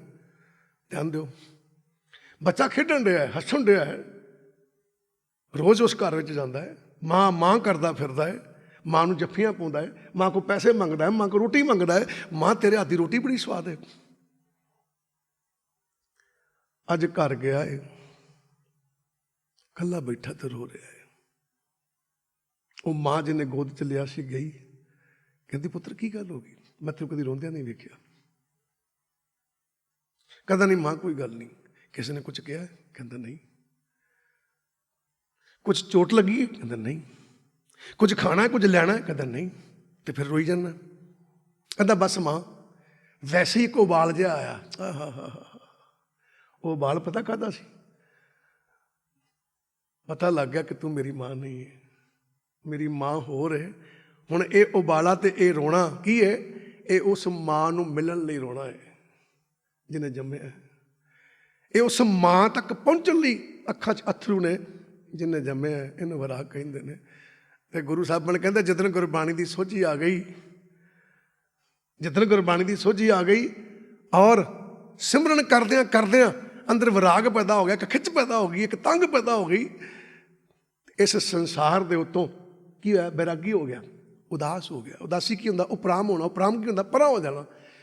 ਜਿੱਦਣ ਮੇਰੀ ਇਸ ਸੰਸਾਰ 'ਚ ਰਹਿੰਦਿਆਂ ਉਸੇ ਸੰਸਾਰ 'ਚ ਮੈਂ ਖੇਡਦਾ ਸੀ, ਉਸੇ ਸੰਸਾਰ 'ਚ ਮੈਂ ਨਜ਼ਾਰੇ ਲੈਂਦਾ ਸੀ। ਅੱਜ ਉਸੇ ਸੰਸਾਰ 'ਚ ਰਹਿੰਦਿਆਂ ਮੈਨੂੰ ਇਹ ਸੰਸਾਰ ਚੰਗਾ ਨਹੀਂ ਲੱਗਦਾ ਤੇ ਮੈਨੂੰ ਰੋਣ ਆ ਰਿਹਾ ਤੇ ਮੈਨੂੰ ਖਿੱਚ ਪੈ ਰਹੀ ਹੈ ਕਿਹਨੂੰ ਮਿਲਣ ਲਈ? ਜਿਹਨੇ ਮੈਨੂੰ ਜਨਮ ਦਿੱਤਾ ਹੈ। ਅੱਜ ਉਸ ਮਾਂ ਦੀ ਤੰਗ ਦੇ ਵਿੱਚ ਰੋ ਰਿਹਾ ਹੈ। ਜਿੱਦਾਂ ਸਾਡੇ ਅੰਦਰ ਵਿਰਾਗ ਪੈਦਾ ਹੋ ਗਿਆ ਨਾ ਕਿ ਉਸ ਪਰਮਾਤਮਾ ਨੂੰ ਮਿਲਣਾ, ਸਮਝ ਲਓ ਖੋਜ ਸ਼ੁਰੂ ਹੋ ਗਈ। ਅਜੇ ਨਹੀਂ ਖੋਜ ਸ਼ੁਰੂ ਹੋਈ, ਕਿਉਂਕਿ ਸਾਡੇ ਅੰਦਰ ਤੰਗ ਹੀ ਨਹੀਂ ਹੈ, ਸਾਡੇ ਅੰਦਰ ਬਿਰਹਾ ਹੀ ਨਹੀਂ ਹੈ, ਅਸੀਂ ਵਿਛੜੇ ਹਾਂ ਕਿਸੇ ਤੋਂ। ਠੀਕ ਹੈ ਨਹੀਂ? ਫਿਰ ਕੀ ਕਹਿੰਦੇ? ਕਹਿੰਦੇ ਦਹਿ ਦਿਸੇ। ਕਹਿੰਦੇ ਫਿਰ ਐਸਾ ਬੰਦਾ 10 ਦਿਸ਼ਾ 'ਚ ਫਿਰਦਾ ਹੈ, ਕਦੀ ਕਿਤੇ ਜਾਂਦਾ, ਕਦੀ ਕਿਤੇ ਜਾਂਦਾ। ਕਦ ਲਈ ਜਾਂਦਾ ਹੈ? ਉਹ ਬੱਚਾ ਕਦੀ ਕਿਸੇ ਦੇ ਘਰ ਜਾਂਦਾ, ਕਦੀ ਕਿਸੇ ਦੇ ਘਰ ਜਾਂਦਾ ਕਿ ਮੈਨੂੰ ਉਸ ਮਾਂ ਦਾ ਕੋਈ ਐਡਰੈਸ ਦੱਸ ਦੇਵੇ, ਮੇਰੀ ਉਹ ਮਾਂ ਕੋਈ ਮਿਲਾ ਦੇਵੇ। ਤੇ ਗੁਰੂ ਸਾਹਿਬਾਨ ਧੰਨ ਗੁਰੂ ਰਾਮਦਾਸ ਮਹਾਰਾਜ ਜੀ 757 ਅੰਗ ਦੇ ਉੱਤੇ ਕਹਿਣ ਲੱਗੇ, ਕੋਈ ਆਨ ਮਿਲਾਵੇ ਮੇਰਾ ਪ੍ਰੀਤਮ ਪਿਆਰਾ। ਦੇਖੋ ਕਿੱਥੋਂ ਆਵਾਜ਼ ਨਿਕਲੀ, ਜਦੋਂ ਅੰਦਰੋਂ ਬਿਰਹਾ ਪੈਦਾ ਹੋਇਆ। ਅੱਜ ਕਿੱਥੋਂ ਚਾਅ ਚੜਿਆ ਕਿ ਮੈਂ ਉਸ ਮਾਂ ਨੂੰ ਮਿਲਣਾ ਹੈ, ਕਿਉਂਕਿ ਬੱਚਾ ਸੀ, ਕਹਿੰਦਾ ਤਾਂ ਸੀ ਤੇਰੀ ਮਾਂ ਹੋਰ ਹੈ, ਪਰ ਮੈਨੂੰ ਨਹੀਂ ਪਤਾ ਲੱਗਦਾ ਸੀ। ਪਿਛਲੇ ਜਨਮਾਂ ਦੇ ਵਿੱਚ ਵੀ ਆਵਾਜ਼ਾਂ ਜਾਂਦੀਆਂ ਸੀ ਵੀ ਇਹ ਸੰਸਾਰ ਦੇ ਤੇ ਤੁਹਾਡਾ ਕੋਈ ਨਾਤਾ ਨਹੀਂ, ਪਰ ਸਮਝ ਨਹੀਂ ਆਉਂਦੀ ਸੀ। ਅੱਜ ਮੁੰਡਾ ਵੱਡਾ ਹੋਇਆ ਹੈ, ਅੱਜ ਸਾਡੀ ਸੋਚ ਵੱਡੀ ਹੋਈ ਹੈ। ਗੁਰੂ ਗ੍ਰੰਥ ਸਾਹਿਬ ਦੇ ਚਰਨਾਂ 'ਚ ਬੈਠਿਆਂ ਗੁਰੂ ਦੇ ਸ਼ਬਦ ਦੀ ਵਿਚਾਰ ਦੀ ਖੁਰਾਕ ਖਾਂਦਿਆਂ ਖਾਂਦਿਆਂ ਅੱਜ ਵੱਡੇ ਹੋ ਗਏ। ਸੋਚ ਵੱਡੀ ਹੋ ਗਈ, ਇਹ ਮੁੰਡਾ ਵੱਡਾ ਹੋ ਗਿਆ, ਵੱਡਾ ਹੋਇਆ। ਹੁਣ ਪਤਾ ਲੱਗਾ ਵੀ ਇਹ ਮੈਨੂੰ ਕੀ ਕਹਿਣਾ ਚਾਹੁੰਦੇ ਸੀ। ਹੁਣ ਕਹਿੰਦਾ ਅੰਕਲ ਮਾਂ ਮਿਲਣੀ ਕਿਵੇਂ ਆ। ਹੁਣ ਕੀ ਹੋਇਆ, ਲੱਭਦਾ ਫਿਰਦਾ ਘਰਾਂ 'ਚ ਵੀ ਕੋਈ ਮੈਨੂੰ ਦੱਸ ਦੇ ਵੀ ਮੇਰੀ ਮਾਂ ਰਹਿੰਦੀ ਕਿੱਥੇ ਉਹ। ਤੇ ਗੁਰੂ ਸਾਹਿਬ ਨੇ ਕਹਿੰਦੇ, ਕੋਈ ਆਨ ਮਿਲਾਵੇ ਮੇਰਾ ਪ੍ਰੀਤਮ ਪਿਆਰਾ। ਆਏ ਹੋਏ ਅੰਦ ਜਦੋਂ ਉਹਨੂੰ ਬਿਰਹਾ ਪੈਦਾ ਹੋਇਆ ਤੇ ਫਿਰ ਇਹ ਮਨ ਬਿੱਤੀ ਤੜਫਦੀ ਹੈ, ਫਿਰ ਉਡੀਕ ਨਹੀਂ ਕਰਦੀ ਕੌਣ ਹੋ ਸਕਦਾ ਉਹ। ਕਹਿੰਦੇ ਕੋਈ ਆਨ ਮਿਲਾਵੇ, ਕੋਈ ਕਿਸੇ ਦਾ ਨਾਂ ਨਹੀਂ ਹੈ। ਪੰਗਾ ਤਾਂ ਇੱਥੇ ਪੈ ਗਿਆ ਆ ਕੇ, ਪੰਗਾ ਤਾਂ ਇੱਥੇ ਪੈ ਗਿਆ, ਕਿਉਂਕਿ ਸਾਡੀ ਬਿਰਤੀ ਤਾਂ ਇੱਦਾਂ ਦੀ ਹੈ। ਉਹ ਕਿਸੇ ਦੀ ਲੋੜ ਨਹੀਂ, ਕਿਸੇ ਸਾਧੂ ਸੰਤ ਦੀ ਲੋੜ ਨਹੀਂ। ਐਵੇਂ ਪਖੰਡ ਨੇ ਤਾਂ ਪੜ੍ਹੋ, ਉੱਥੇ ਲਿਖਿਆ ਕੋਈ, ਉੱਥੇ ਤਾਂ ਲਿਖਿਆ ਹੀ ਨਹੀਂ ਵੀ ਕੌਣ ਹੈ। ਹੁਣ ਉਹ ਬੱਚਾ, ਜਿਹੜਾ ਬੱਚਾ ਹੈ, ਉਹ ਬੱਚਾ ਜਿਹੜਾ ਹੈ ਨਾ, ਧਿਆਨ ਦੇਣ ਵਾਲੀ ਗੱਲ ਜੇ ਇੱਥੇ, ਉਹ ਬੱਚਾ ਜਿਹੜਾ ਹੈ ਉਹ ਮਾਂ ਲੱਭਦਾ ਫਿਰਦਾ ਹੈ। ਕੀ ਉਹ ਸਿੱਖ ਦਾ ਬੱਚਾ ਹੈ? ਕੀ ਉਹ ਦੇਖਦਾ ਹੈ ਕਿ ਮੈਂ ਆਪਣੀ ਮਾਂ ਦਾ ਪਤਾ ਪੁੱਛਣ ਲੱਗਾ, ਇਹ ਹਿੰਦੂ ਇਹਨੂੰ ਕਿਉਂ ਪੁੱਛਾਂ? ਕੀ ਉਹ ਦੇਖਦਾ ਇਹ ਮੁਸਲਮਾਨ ਹੈ, ਮੈਨੂੰ ਮਾਂ ਦਾ ਐਡਰੈਸ ਕਿਉਂ ਪੁੱਛਾਂ? ਸਿਰਫ ਉਹਦੇ ਤੰਦਰ ਤਾਂ ਗਿਆ ਕਿ ਮੇਰੀ ਮਾਂ ਮੈਨੂੰ ਮਿਲ ਜਾਏ। ਉਹ ਕਿਸੇ ਦਾ ਪਹਿਰਾਵਾ ਨਹੀਂ ਦੇਖਦਾ, ਕਿਸੇ ਦਾ ਕੁਛ ਨਹੀਂ ਵੇਖਦਾ। ਕਹਿੰਦਾ ਕੋਈ ਆਨ ਮਿਲਾਵੇ ਮੇਰਾ ਪ੍ਰੀਤਮ ਪਿਆਰਾ, ਮੇਰੀ ਮਾਂ ਕੋਈ ਮੈਨੂੰ ਮਿਲਾ ਦੇਵੇ। ਤੇ ਗੁਰੂ ਸਾਹਿਬਾਨ ਕਹਿੰਦੇ ਕਿ ਰੱਬ ਦੀ ਗੱਲ ਸੁਣਾਉਣ ਵਾਲਾ ਕੋਈ ਮਿਲ ਪਵੇ, ਸੁਣ ਲਿਓ ਜੇ ਆਰਾਮ ਨਾਲ ਬਹਿ ਕੇ, ਵਿਤਕਰਿਆਂ 'ਚ ਨਾ ਬਹਿ ਜਾਓ। ਕੋਈ ਆਨ ਮਿਲਾਵੇ। ਦੇਖ ਧਿਆਨ ਵਾਲੀ ਗੱਲ ਜੇ, ਧੰਨ ਗੁਰੂ ਅਰਜਨ ਦੇਵ ਮਹਾਰਾਜ ਜੀ ਨੇ ਗੁਰਬਾਣੀ ਇਕੱਤਰ ਕੀਤੀ। ਗੁਰਬਾਣੀ ਦੇ ਰਚయిਤਾ ਨੇ ਉਹ। ਇਹ ਗੁਰੂ ਗ੍ਰੰਥ ਸਾਹਿਬ ਜੀ ਜਦੋਂ ਗੁਰਬਾਣੀ ਇਕੱਠੀ ਕੀਤੀ ਤੇ ਲਾਓ ਸਾਹਿਬ ਭਗਤ ਫਰੀਦ ਜੀ ਮੁਸਲਮਾਨ ਬੈਠੇ ਨੇ, ਆ ਕੇ ਨਾ ਕੋਈ ਆਨ ਮਿਲਾਵੇ। ਉਹਨਾਂ ਨੇ ਕਿਸੇ ਦਾ ਵਿਤਕਰਾ ਕੀਤਾ? ਠੀਕ ਹੈ, ਨਹੀਂ।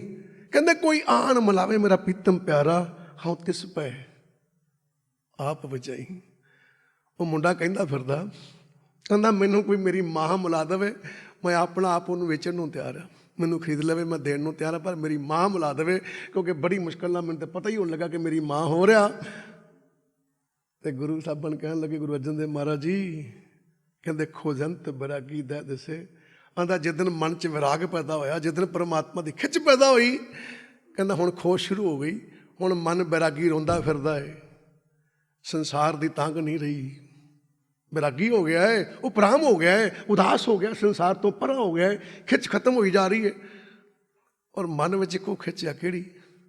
10 ਦਿਸ਼ਾ ਦੇ ਵਿੱਚ ਮੈਨੂੰ ਕੋਈ ਇਹੋ ਜਿਹਾ ਮਿਲ ਪਿਆ ਮੇਰੀ ਮਾਂ ਦਾ ਐਡਰੈਸ ਦੱਸ ਦੇਵੇ, ਮੇਰੀ ਮਾਂ ਬਾਰੇ ਦੱਸ ਦੇ। ਕਹਿੰਦੇ ਫਿਰ ਰੱਬ ਦਾ ਪੈਰਾ 4 ਚੁਫੇਰੇ ਭੱਜਾ ਫਿਰਦਾ ਹੈ। ਠੀਕ ਹੈ, ਕੀ ਕਰਦਾ ਹੈ? ਹੁਣ ਦੇਖਿਓ, ਹੁਣ ਉਸੇ ਘਰ 'ਚ ਘੁੰਮ ਫਿਰ ਕੇ ਵਾਪਸ ਆ ਜਾਂਦਾ ਹੈ ਬੱਚਾ ਨਾ। ਸਾਰਾ ਪਿੰਡ ਘੁੰਮ ਘੁੰਮ ਕੇ ਸ਼ਾਮੀ ਫਿਰ ਵਾਪਸ ਆ ਜਾਂਦਾ। ਕੀ ਕਹਿੰਦਾ? ਕਹਿੰਦਾ ਰਹਿਣਾ ਤਾਂ ਹੈ ਨਾ ਕਿਤੇ। ਹੁਣ ਵਾਪਸ ਆ ਜਾਂਦਾ ਹੈ। ਜਦੋਂ ਵਾਪਸ ਆ ਜਾਂਦਾ ਹੈ, ਹੁਣ ਮਾਂ ਦੇਖਦੀ ਹੈ ਜਿਹਨੇ ਪਾਲਿਆ ਹੈ, ਪਤਾ ਨਹੀਂ ਇਹਨੂੰ ਕਿਸੇ ਨੇ ਕੀ ਪੱਟੀ ਪੜਾਤੀ, ਇਹ ਮੇਰੇ ਨਾਲ ਪਿਆਰ ਘੱਟ ਕਰਨ ਲੱਗ ਪਿਆ, ਮੇਰੇ ਨਾਲ ਪਿਆਰ ਘੱਟ ਕਰਨ ਲੱਗ ਪਿਆ। ਪਤਾ ਨਹੀਂ ਕੀ ਗੱਲ ਆ। ਅੱਗੇ ਮੇਰੇ ਤੋਂ ਬਗੈਰ ਜਿੰਦਾ ਨਹੀਂ ਸੀ, ਨੱਠਿਆ ਆਉਂਦਾ ਸੀ, ਜੱਫੀਆਂ ਪਾਉਂਦਾ ਸੀ। ਹੁਣ ਆਉਂਦਾ ਚੁੱਪ ਕਰਕੇ ਬਹਿ ਜਾਂਦਾ ਹੈ, ਬੁਲਾਉਂਦਾ ਹੀ ਨਹੀਂ ਚੱਜ ਨਾਲ। ਤੇ ਧਿਆਨ ਦਿਓ, ਗੁਰੂ ਸਾਹਿਬਾਂ ਨੇ ਅਵਸਥਾ ਲਿਖ ਦਿੱਤੀ। ਕਹਿੰਦੇ ਤਿਆਗੰਤ ਕਪਟ ਰੂਪ ਮਾਇਆ, ਤਿਆਗੰਤ ਕਪਟ ਰੂਪ ਮਾਇਆ, ਨਾਨਕ ਆਨੰਦ ਰੂਪ ਸਾਧ ਸੰਗ ਮੈਂ। ਕਹਿੰਦੇ ਹੋਇਆ ਪਤਾ ਕੀ? ਜਦੋਂ ਸਤਿਗੁਰੂ ਦੇ ਨਾਲ ਸੰਗਮ ਹੋ ਗਿਆ, ਸਤਿਗੁਰੂ ਦੇ ਨਾਲ ਮਿਲਾਪ ਹੋ ਗਿਆ, ਕਿਹਦਾ? ਬਿਰਤੀ ਦਾ, ਸੋਚ ਦਾ, ਅੰਦਰ ਦੀ ਖਿੱਚ ਦਾ। ਗੁਰੂ ਨਾਲ ਮਿਲਾਪ ਹੋ ਗਿਆ ਹੈ, ਗੁਰੂ ਚਰਨਾਂ ਦੇ ਨਾਲ ਜੁੜ ਗਿਆ। ਹੁਣ ਮਨ ਜੁੜ ਗਿਆ ਹੈ। ਜਿੱਦਾਂ ਕਦੀ ਕਿਸੇ ਦੇ ਘਰ, ਕਦੀ ਕਿਸੇ ਦੇ ਘਰ, ਕਦੀ ਕਿਸੇ ਦੇ ਘਰ, ਉਹ ਮੇਰੀ ਮਾਂ ਮਿਲਾ ਦਿਓ ਮੈਨੂੰ। ਉਦਾਂ ਹੀ ਗੁਰੂ ਸਾਹਿਬਾਨ ਕਹਿਣ ਲੱਗੇ, ਕਹਿੰਦੇ ਜਦੋਂ ਸਾਡੇ ਮਨ ਬਿਰਤੀ ਗੁਰੂ ਗ੍ਰੰਥ ਸਾਹਿਬ ਦੇ ਚਰਨਾਂ ਨਾਲ ਜੁੜ ਜਾਂਦੀ ਹੈ, ਗੁਰੂ ਚਰਨਾਂ ਨਾਲ ਜੁੜ ਜਾਂਦੀ ਹੈ, ਕਹਿੰਦਾ ਕੀ ਫਰਕ ਪੈਂਦਾ ਹੈ? ਕਹਿੰਦੇ ਫਿਰ ਆਹ ਫਰਕ ਪੈਂਦਾ ਹੈ, ਤਿਆਗੰਤ ਕਪਟ ਰੂਪ ਮਾਇਆ। ਕਹਿੰਦੇ ਫਿਰ ਇਹ ਜਿਹੜੀ ਮਨ ਬਿਰਤੀ ਹੈ ਨਾ, ਆੜੀ ਕਪਟ ਰੂਪ ਮਾਇਆ, ਕਪਟ ਰੂਪ ਦਾ ਮਤਲਬ ਕਪਟ ਦਾ ਛਲ ਕਰਨਾ, ਆਪਣੇ ਚੁੰਗਲ 'ਚ ਫਸਾਉਣਾ, ਕਿਸੇ ਨੂੰ ਕਪਟ ਕਹਿੰਦੇ ਆ। ਕਹਿੰਦੇ ਜਿਵੇਂ ਉਸ ਬੱਚੇ ਦਾ ਮੋਹ, ਉਸ ਬੱਚੇ ਦੀ ਅੰਦਰ ਦੀ ਖਿੱਚ ਮਾਂ ਨਾਲੋਂ ਘਟੀ ਜਾ ਰਹੀ, ਜਿਹਨੇ ਪਾਲਿਆ ਸੀ। ਕਹਿੰਦੇ ਮਨਾ ਬੇਸ਼ੱਕ ਤੇ ਉਸ ਸਰੀਰ ਵਿੱਚ ਰਹਿਣਾ ਹੈ, ਤੇਰਾ ਇਹਦੇ ਨਾਲ ਨਾਤਾ ਹੈ, ਤੂੰ ਸਮਝਦਾ ਕਿ ਮੈਂ ਇਹਦੇ ਕਰਕੇ ਵੱਡਾ ਹੋ ਰਿਹਾ, ਤੂੰ ਸਮਝਦਾ ਕਿ ਮੈਨੂੰ ਇਹਦੇ ਕਰਕੇ ਸਭ ਕੁਛ ਮਿਲ ਰਿਹਾ ਹੈ। ਕਹਿੰਦੇ ਮਾਇਆ ਹੈ। ਕਹਿੰਦੇ ਜਿਵੇਂ ਉਸ ਬੱਚੇ ਨੂੰ ਸੋਝੀ ਆ ਗਈ ਆਪਣੀ ਅਸਲੀ ਮਾਂ ਦੀ, ਉਸ ਮਾਂ ਕਰਕੇ ਜਿਹਨੇ ਪਾਲਿਆ ਸੀ ਉਹਨੂੰ ਮੋਹ ਘਟਦਾ ਜਾ ਰਿਹਾ ਹੈ। ਆਂਦਾ ਮਨਾ ਜਿੱਦਾਂ ਤੈਨੂੰ ਪਰਮਾਤਮਾ ਦੀ ਸਮਝ ਆ ਗਈ, ਤੇਰਾ ਸੰਸਾਰ ਤੋਂ ਸਰੀਰ ਤੋਂ ਮੋਹ ਘਟਦਾ ਜਾਣਾ ਹੈ। ਸਮਝ ਨਹੀਂ ਆਉਂਦੀ, ਸਮਝ ਨਹੀਂ ਆਉਂਦੀ। ਜਿੱਦਣ ਸਮਝ ਆ ਗਈ ਨਾ ਪੁੱਤਰਾ, ਉਸ ਬੱਚੇ ਦਾ ਮੋਹ ਘਟ ਗਿਆ, ਤੇਰਾ ਵੀ ਘਟ ਜਾਣਾ। ਗੱਲ ਸੱਚ ਜੇ।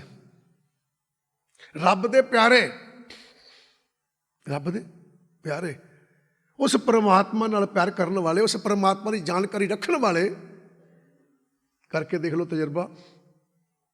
ਜਿੰਨੇ ਭਗਤ ਹੋਏ ਤਜਰਬਾ ਕਰਕੇ ਦੇਖ ਲਓ, ਸਰੀਰ ਨਾਲ ਵੀ ਮੋਹ ਨਹੀਂ ਸੀ, ਸੰਸਾਰ ਨਾਲ ਕੋਈ ਮੋਹ ਨਹੀਂ ਸੀ, ਘਟ ਗਿਆ। ਕਿਹੜੀ ਗੱਲੋਂ? ਕਿਉਂਕਿ ਪਰਮਾਤਮਾ ਨਾਲ ਪਿਆਰ ਪੈ ਗਿਆ। ਫਿਰ ਗੁਰੂ ਅਰਜਨ ਦੇਵ ਮਹਾਰਾਜ ਜੀ ਕਹਿਣ ਲੱਗੇ, ਕਹਿੰਦੇ ਮਨ ਸਾਈ ਮੁਖ ਉਚਰਾ ਵੱਤਾ ਹੱਬੇ ਲੋ। ਧਿਆਨ ਦਿਓ, ਮਨ ਸਾਈ ਮੁਖ ਉਚਰਾ। ਕਹਿੰਦਾ ਉਹ ਬੱਚਾ ਸੀ ਨਾ, ਜਿਹੜਾ ਬੱਚਾ ਜਿਹਨੂੰ ਪਤਾ ਲੱਗ ਗਿਆ ਵੀ ਇਹ ਜਿਹਨੂੰ ਖਿਡਾਉਂਦੀ ਫਿਰਦੀ ਮੈਨੂੰ ਪਾਲਿਆ, ਮੇਰੀ ਮਾਂ ਹੀ ਨਹੀਂ ਹੈ, ਮੇਰੀ ਮਾਂ ਹੀ ਨਹੀਂ ਹੈ। ਹੁਣ ਉਹ ਵਿਚਾਰੀ ਪੁੱਛਦੀ ਫਿਰਦੀ ਹੈ, ਪੁੱਤਰਾ ਹੋਇਆ ਕੀ, ਕਿਹੜੀ ਮੈਂ ਗਲਤੀ ਕਰ ਬੈਠੀ, ਤੂੰ ਮੇਰੇ ਨਾਲ ਪਿਆਰ ਹੀ ਨਹੀਂ ਕਰਦਾ। ਕਹਿੰਦਾ ਮਾਂ ਕਿਹੜੀ ਗੱਲ ਕੀਤੀ, ਜੇ ਮੈਂ ਤੈਨੂੰ ਪਿਆਰ ਨਹੀਂ ਕਰਦਾ ਮੈਂ ਸ਼ਾਮਾਂ ਨੂੰ ਘਰ ਕਿਉਂ ਆਉਣਾ? ਉੱਦਾਂ ਹੀ ਮੇਰਾ ਮਾਂ ਸੁਭਾਅ ਬਦਲੀ ਜਾਣ ਡਿਆ, ਦੱਸਦਾ ਨਹੀਂ ਹੈ। ਕਿਹੜੀ ਗੱਲੋਂ? ਉਹਦੇ ਮਨ ਵਿੱਚ ਉਸ ਮਾਂ ਦੀ ਯਾਦ ਬੈਠੀ ਹੈ। ਕਿਹੜੀ ਦੀ? ਜਿਹਨੇ ਜੰਮਿਆ, ਜਿਹਦੇ ਬਾਰੇ ਪਤਾ ਲੱਗਾ ਹੈ, ਉਹਨੂੰ ਲੱਭਦਾ ਫਿਰਦਾ ਹੈ, ਉਹਦੀ ਯਾਦ ਬੈਠੀ ਹੈ। ਤੇ ਗੁਰੂ ਅਰਜਨ ਦੇਵ ਪਾਤਸ਼ਾਹ ਕਹਿੰਦੇ ਮਨ ਸਾਈਂ। ਉਹ ਕਹਿੰਦੇ ਰੱਬ ਦੇ ਪਿਆਰੇ ਜਿਹੜੇ ਹੁੰਦੇ ਨੇ ਨਾ, ਉਹਨਾਂ ਦੇ ਮਨ ਦੇ ਅੰਦਰ ਪਰਮਾਤਮਾ ਦੀ ਯਾਦ ਟਿਕੀ ਰਹਿੰਦੀ ਹੈ, ਪਰਮਾਤਮਾ ਦੀ ਯਾਦ ਟਿਕੀ ਰਹਿੰਦੀ ਹੈ। ਤੇ ਜਿਵੇਂ ਉਹ ਮਾਂ ਕਹਿੰਦੀ ਤੈਨੂੰ ਹੋਇਆ ਕੀ ਹੈ, ਤੇ ਵਕਤ ਆਉਂਦਾ ਜੀ ਜਿੱਦਣ ਸਾਡੀ ਸੁੱਤ ਸ਼ਬਦ ਦਾ ਮਿਲਾਪ ਹੁੰਦਾ, ਸਾਡੇ ਘਰ ਵਾਲੇ ਵੀ ਕਹਿੰਦੇ, ਸੰਸਾਰ ਵਾਲੇ ਵੀ ਕਹਿੰਦੇ ਤੈਨੂੰ ਹੋਇਆ ਕੀ ਹੈ, ਤੈਨੂੰ ਹੋਇਆ ਕੀ ਹੈ। ਹੈ ਅੱਜ ਕੱਲ੍ਹ ਤੂੰ ਉੱਠਿਆ ਉੱਠਿਆ ਰਹਿਣਾ, ਉਖੜਿਆ ਉਖੜਿਆ ਰਹਿਣਾ, ਸਾਨੂੰ ਚੱਜ ਨਾਲ ਬੁਲਾਉਂਦਾ ਨਹੀਂ, ਸਾਡੇ ਕੋਲ ਬਹਿੰਦਾ ਨਹੀਂ, ਤੇ ਜੇ ਬਹਿਣਾ ਪੁੱਤ ਚੁੱਪ ਚੁੱਪ ਰਹਿਣਾ। ਉਹ ਬੈਠਾ ਤੇ ਮਾਂ ਕੋਲ ਹੀ ਸੀ, ਜਿਹਨੇ ਖਿਡਾਇਆ ਤੇ ਜਿਹਨੇ ਪਾਲਿਆ, ਪਰ ਚੁੱਪ ਚੁੱਪ ਰਹਿਣ ਲੱਗ ਪਿਆ। ਕਿਹੜੀ ਗੱਲੋਂ? ਸਮਝ ਲੱਗ ਗਈ ਹੈ ਤੂੰ ਮੇਰੀ ਮਾਂ ਨਹੀਂ ਹੈ, ਤੂੰ ਮੇਰੀ ਮਾਂ ਨਹੀਂ ਹੈ, ਮੇਰੀ ਮਾਂ ਹੋਰ ਹੈ। ਲੱਭਦਾ ਫਿਰਦਾ ਹੈ ਮਾਂ ਕੋਲ ਬੈਠਾ, ਜਿਹੜੀ ਖਿਡਾਉਂਦੀ ਰਹੀ, ਦੁੱਧ ਪਿਆਉਂਦੀ ਰਹੀ, ਚੁੱਕਦੀ ਰਹੀ, ਉਹਦੀ ਗੰਦਗੀ ਚੁੱਕਦੀ ਰਹੀ। ਸਦਕੇ ਜਾਵਾਂ ਉਹਦੇ ਕੋਲ ਬੈਠਾ ਹੈ, ਪਰ ਧਿਆਨ ਮਾਰਿਓ, ਉਹਦੇ ਕੋਲ ਬੈਠਾ ਵੀ ਲੱਭਣ ਉਸ ਮਾਂ ਨੂੰ ਡਿਆ, ਜਿਹਦੇ ਬਾਰੇ ਜਾਣਕਾਰੀ ਮਿਲੀ ਹੈ ਕਿ ਤੇਰੀ ਮਾਂ ਹੋ ਰਹੀ।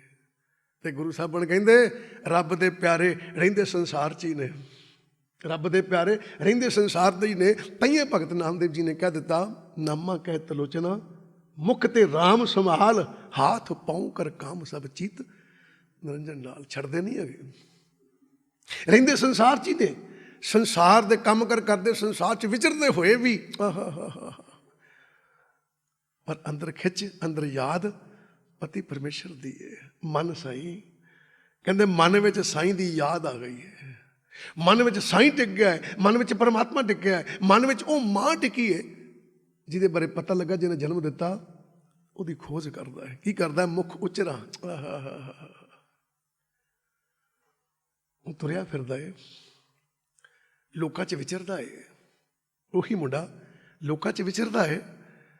ਅੱਗੇ ਕੀ ਕਰਦਾ ਸੀ ਕਿ ਜਿਹਨੇ ਖਿਡਾਇਆ ਸੀ, ਜਿਹਨੇ ਪਾਲਿਆ ਸੀ, ਉਹਦੇ ਗੁਣ ਗਾਉਂਦਾ ਸੀ, ਉਹਦੇ ਗੁਣ ਗਾਉਂਦਾ ਸੀ, ਉਹਦੇ ਬਾਰੇ ਦੱਸਦਾ ਹੁੰਦਾ ਸੀ, ਮੇਰੀ ਮਾਂ ਇੱਦਾਂ ਦੀ ਹੈ। ਹੁਣ ਕੀ ਕਹਿਣ ਲੱਗੇ? ਮਨ ਸਾਈਂ ਮੁਖ ਉਚਰਾ। ਕਹਿੰਦੇ ਅੰਦਰ ਉਸ ਮਾਂ ਦੀ ਯਾਦ ਹੈ, तो मुख चो उचारण करता, की उचारण करता है, यार मैनू पता लगा भी जी मेरी असली माँ ना वो बड़ी अमीर है, जी मेरी असली माँ है ना मैनू तो हुण पता लगा, इस माँ के जरिए भी जो कुछ मैनू मिलता रहा उही देंदी रही इनू, पर करा कि ये माँ मैनू उस माँ का पता नहीं दसदी, लोगों को दसदा फिरदा, अपनी माँ के गुण गाउंदा फिरदा, किहड़ी ते जिहदे बारे पता लगा है, जिहदी सोझी मिली है, लोगों को दसदा फिरदा है। तो गुरु साहबान कहते मुख उचरे आंदा जिन्हां दे मन विच परमात्मा की याद टिक जाती है, संसार च विचरते ने, भावें संसार च उन्होंने मिलिया धन दौलत मिलिया, पर संसार के गुण नहीं गाउंदे, वो सब थाई जाके निरंकार के गुण गाउंदे ने। कहते रब वर्गा कोई नहीं, रब वर्गा कोई नहीं। तो किसी ने कह दिता, कहता गल सुन ना, तू गुण गाउंदा फिरदा, जी तेन माँ अजे लभी भी नहीं, अजे मिली भी नहीं है, की प्रूफ है तेरी माँ वो आ? अगों बड़े प्यार नाल कहंदा, कहंदा जिहड़ा दस्सण वाला ना मैनू पुछया सी भी तेरे कोल की प्रूफ है कि मेरी माँ वो आ, ये नहीं है। अगों कहन लगा मैनू प्रूफ दिता उन्हें, कहंदा मैं जिन्हें तेन पालिया मैं इनू भी जानदा, जिन्हें जम्मिया मैं तेन उन्हूं भी जानदा है। तो गुरु किनू कहंदे आ? गुरु कहंदे अज्ञानता नूं, अज्ञानता कहंदे संसार नूं, रूह कहंदे प्रकाश नूं, ते प्रकाश कहंदे निरंकार नूं। ते मन कहंदा, किसी ने पूछा भी तैनू की प्रूफ आ भी तेरा संसार नाल कोई नाता नहीं, तेरा निरंकार नाल नाता है? कहंदा फिर मैनू गुरु दस्सिया जिहड़ा संसार नूं भी जानदा है ते निरंकार नूं भी जानदा है। गुर बिन घोर अंधार, गुरु बिन समझ ना आवे। सिर्फ समझो ध्यान नाल, ये तो गल्लां ही गौर नहीं कीतियां, ध्यान दिता ही नहीं।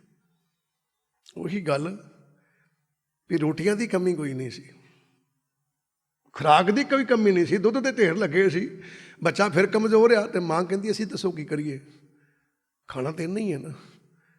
ਤੇ ਗੁਰੂ ਸਾਹਿਬਾਨ ਫਿਰ ਕਹਿੰਦੇ ਕਬੀਰ ਸਾਚਾ ਸਤਿਗੁਰ ਕਿਆ ਕਰੇ ਜਾਂ ਸਿੱਖਾਂ ਵਿੱਚ ਚੂਕ। ਕਹਿੰਦੇ ਸਾਡੇ ਕੋਲ ਕੋਈ ਕਮੀ ਨਹੀਂ ਹੈ, ਕਿਸੇ ਗਿਆਨ ਦੀ ਕਮੀ ਨਹੀਂ ਹੈ, ਪਰ ਸ਼ਗਨਾਂ ਦੇ ਮੰਨਨੇ ਆ ਨਾ, ਕਰੀਏ ਕੀ? ਕਹਿੰਦੇ ਅਸੀਂ ਤੇ ਰੋਟੀਆਂ ਪਕਾ ਪਕਾ ਰੱਖੀ ਜਾਂਦੇ, ਅਸੀਂ ਤੇ ਸੋਝੀ ਦੇਈ ਜਾਂਦੇ, ਪਰ ਇਹ ਖਾਂਦਾ ਨਹੀਂ, ਇਹ ਸੋਝੀ ਲੈਂਦਾ ਹੀ ਨਹੀਂ, ਤਾਈਆਂ ਕਮਜ਼ੋਰ ਆ, ਤਾਈਆਂ ਇਹਨੂੰ ਸਮਝ ਨਹੀਂ ਆਉਂਦੀ। ਫਿਰ ਕਹਿਣ ਲੱਗੇ ਵੱਤਾ ਹੱਬੇ ਲੋ, ਕਹਿੰਦੇ ਉਹ ਬੱਚਾ ਮਾਂ ਲੱਭਦਾ, ਵੱਤਾ ਪੀਨੂੰ ਕਹਿੰਦੇ ਭੌਂਦਾ, ਭਟਕਣਾ, ਭੱਜੇ ਫਿਰਨਾ, ਉਹਨੂੰ ਵੱਤਾ ਕਹਿੰਦੇ।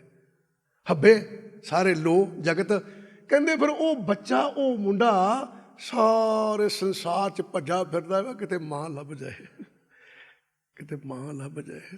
ਤੇ ਗੁਰੂ ਸਾਹਿਬਾਨ ਕਹਿੰਦੇ ਜਿਸ ਮਨ ਨੂੰ ਗੁਰੂ ਗ੍ਰੰਥ ਸਾਹਿਬ ਚਰਨਾਂ 'ਚ ਬਹਿ ਕੇ ਖੁਰਾਕ ਮਿਲ ਜਾਂਦੀ ਹੈ ਵਿਚਾਰ ਦੀ, ਤੇ ਜਿਹਨੂੰ ਸਮਝ ਲੱਗ ਜਾਂਦੀ ਹੈ ਕਿ ਮੇਰਾ ਸੰਸਾਰ ਨਾਲ ਨਾਤਾ ਨਹੀਂ, ਮੇਰਾ ਨਾਤਾ ਨਿਰੰਕਾਰ ਨਾਲ ਹੈ, ਕਹਿੰਦੇ ਫਿਰ ਉਹ ਸਾਰੇ ਸੰਸਾਰ 'ਤੇ ਭੌਂਦਾ ਫਿਰਦਾ, ਪਰ ਲੱਭਦਾ ਮਾਂ ਨੂੰ ਹੀ ਲੱਭਦਾ, ਨਿਰੰਕਾਰ ਨੂੰ ਹੀ ਹੈ, ਹੋਰ ਕਿਸੇ ਨੂੰ ਨਹੀਂ ਲੱਭਦਾ। ਫਿਰ ਕੀ ਕਹਿਣ ਲੱਗੇ? ਨਾਨਕ ਹੱਬ ਅਡੰਬੜ ਕੂੜਿਆ, ਸੁਣ ਜੀਵਾ ਸੱਚੀ ਸੋਏ। ਗੁਰੂ ਸਾਹਿਬਾਨ ਕਹਿਣ ਲੱਗੇ ਨਾਨਕ ਹੱਬ, ਨਾਨਕ ਦਾ ਭਾਵ ਗੁਰੂ ਜੀ ਕਹਿ ਰਹੇ, ਹੱਬ ਦਾ ਭਾਵ ਸਾਰਾ, ਅਡੰਬਰ ਵਿਖਾਵਾ, ਕੂੜਿਆ ਨਾਸ਼ਵਾਨ ਹੈ। ਕਹਿੰਦਾ ਉਸ ਬੱਚੇ ਨੂੰ ਪਤਾ ਲੱਗ ਗਿਆ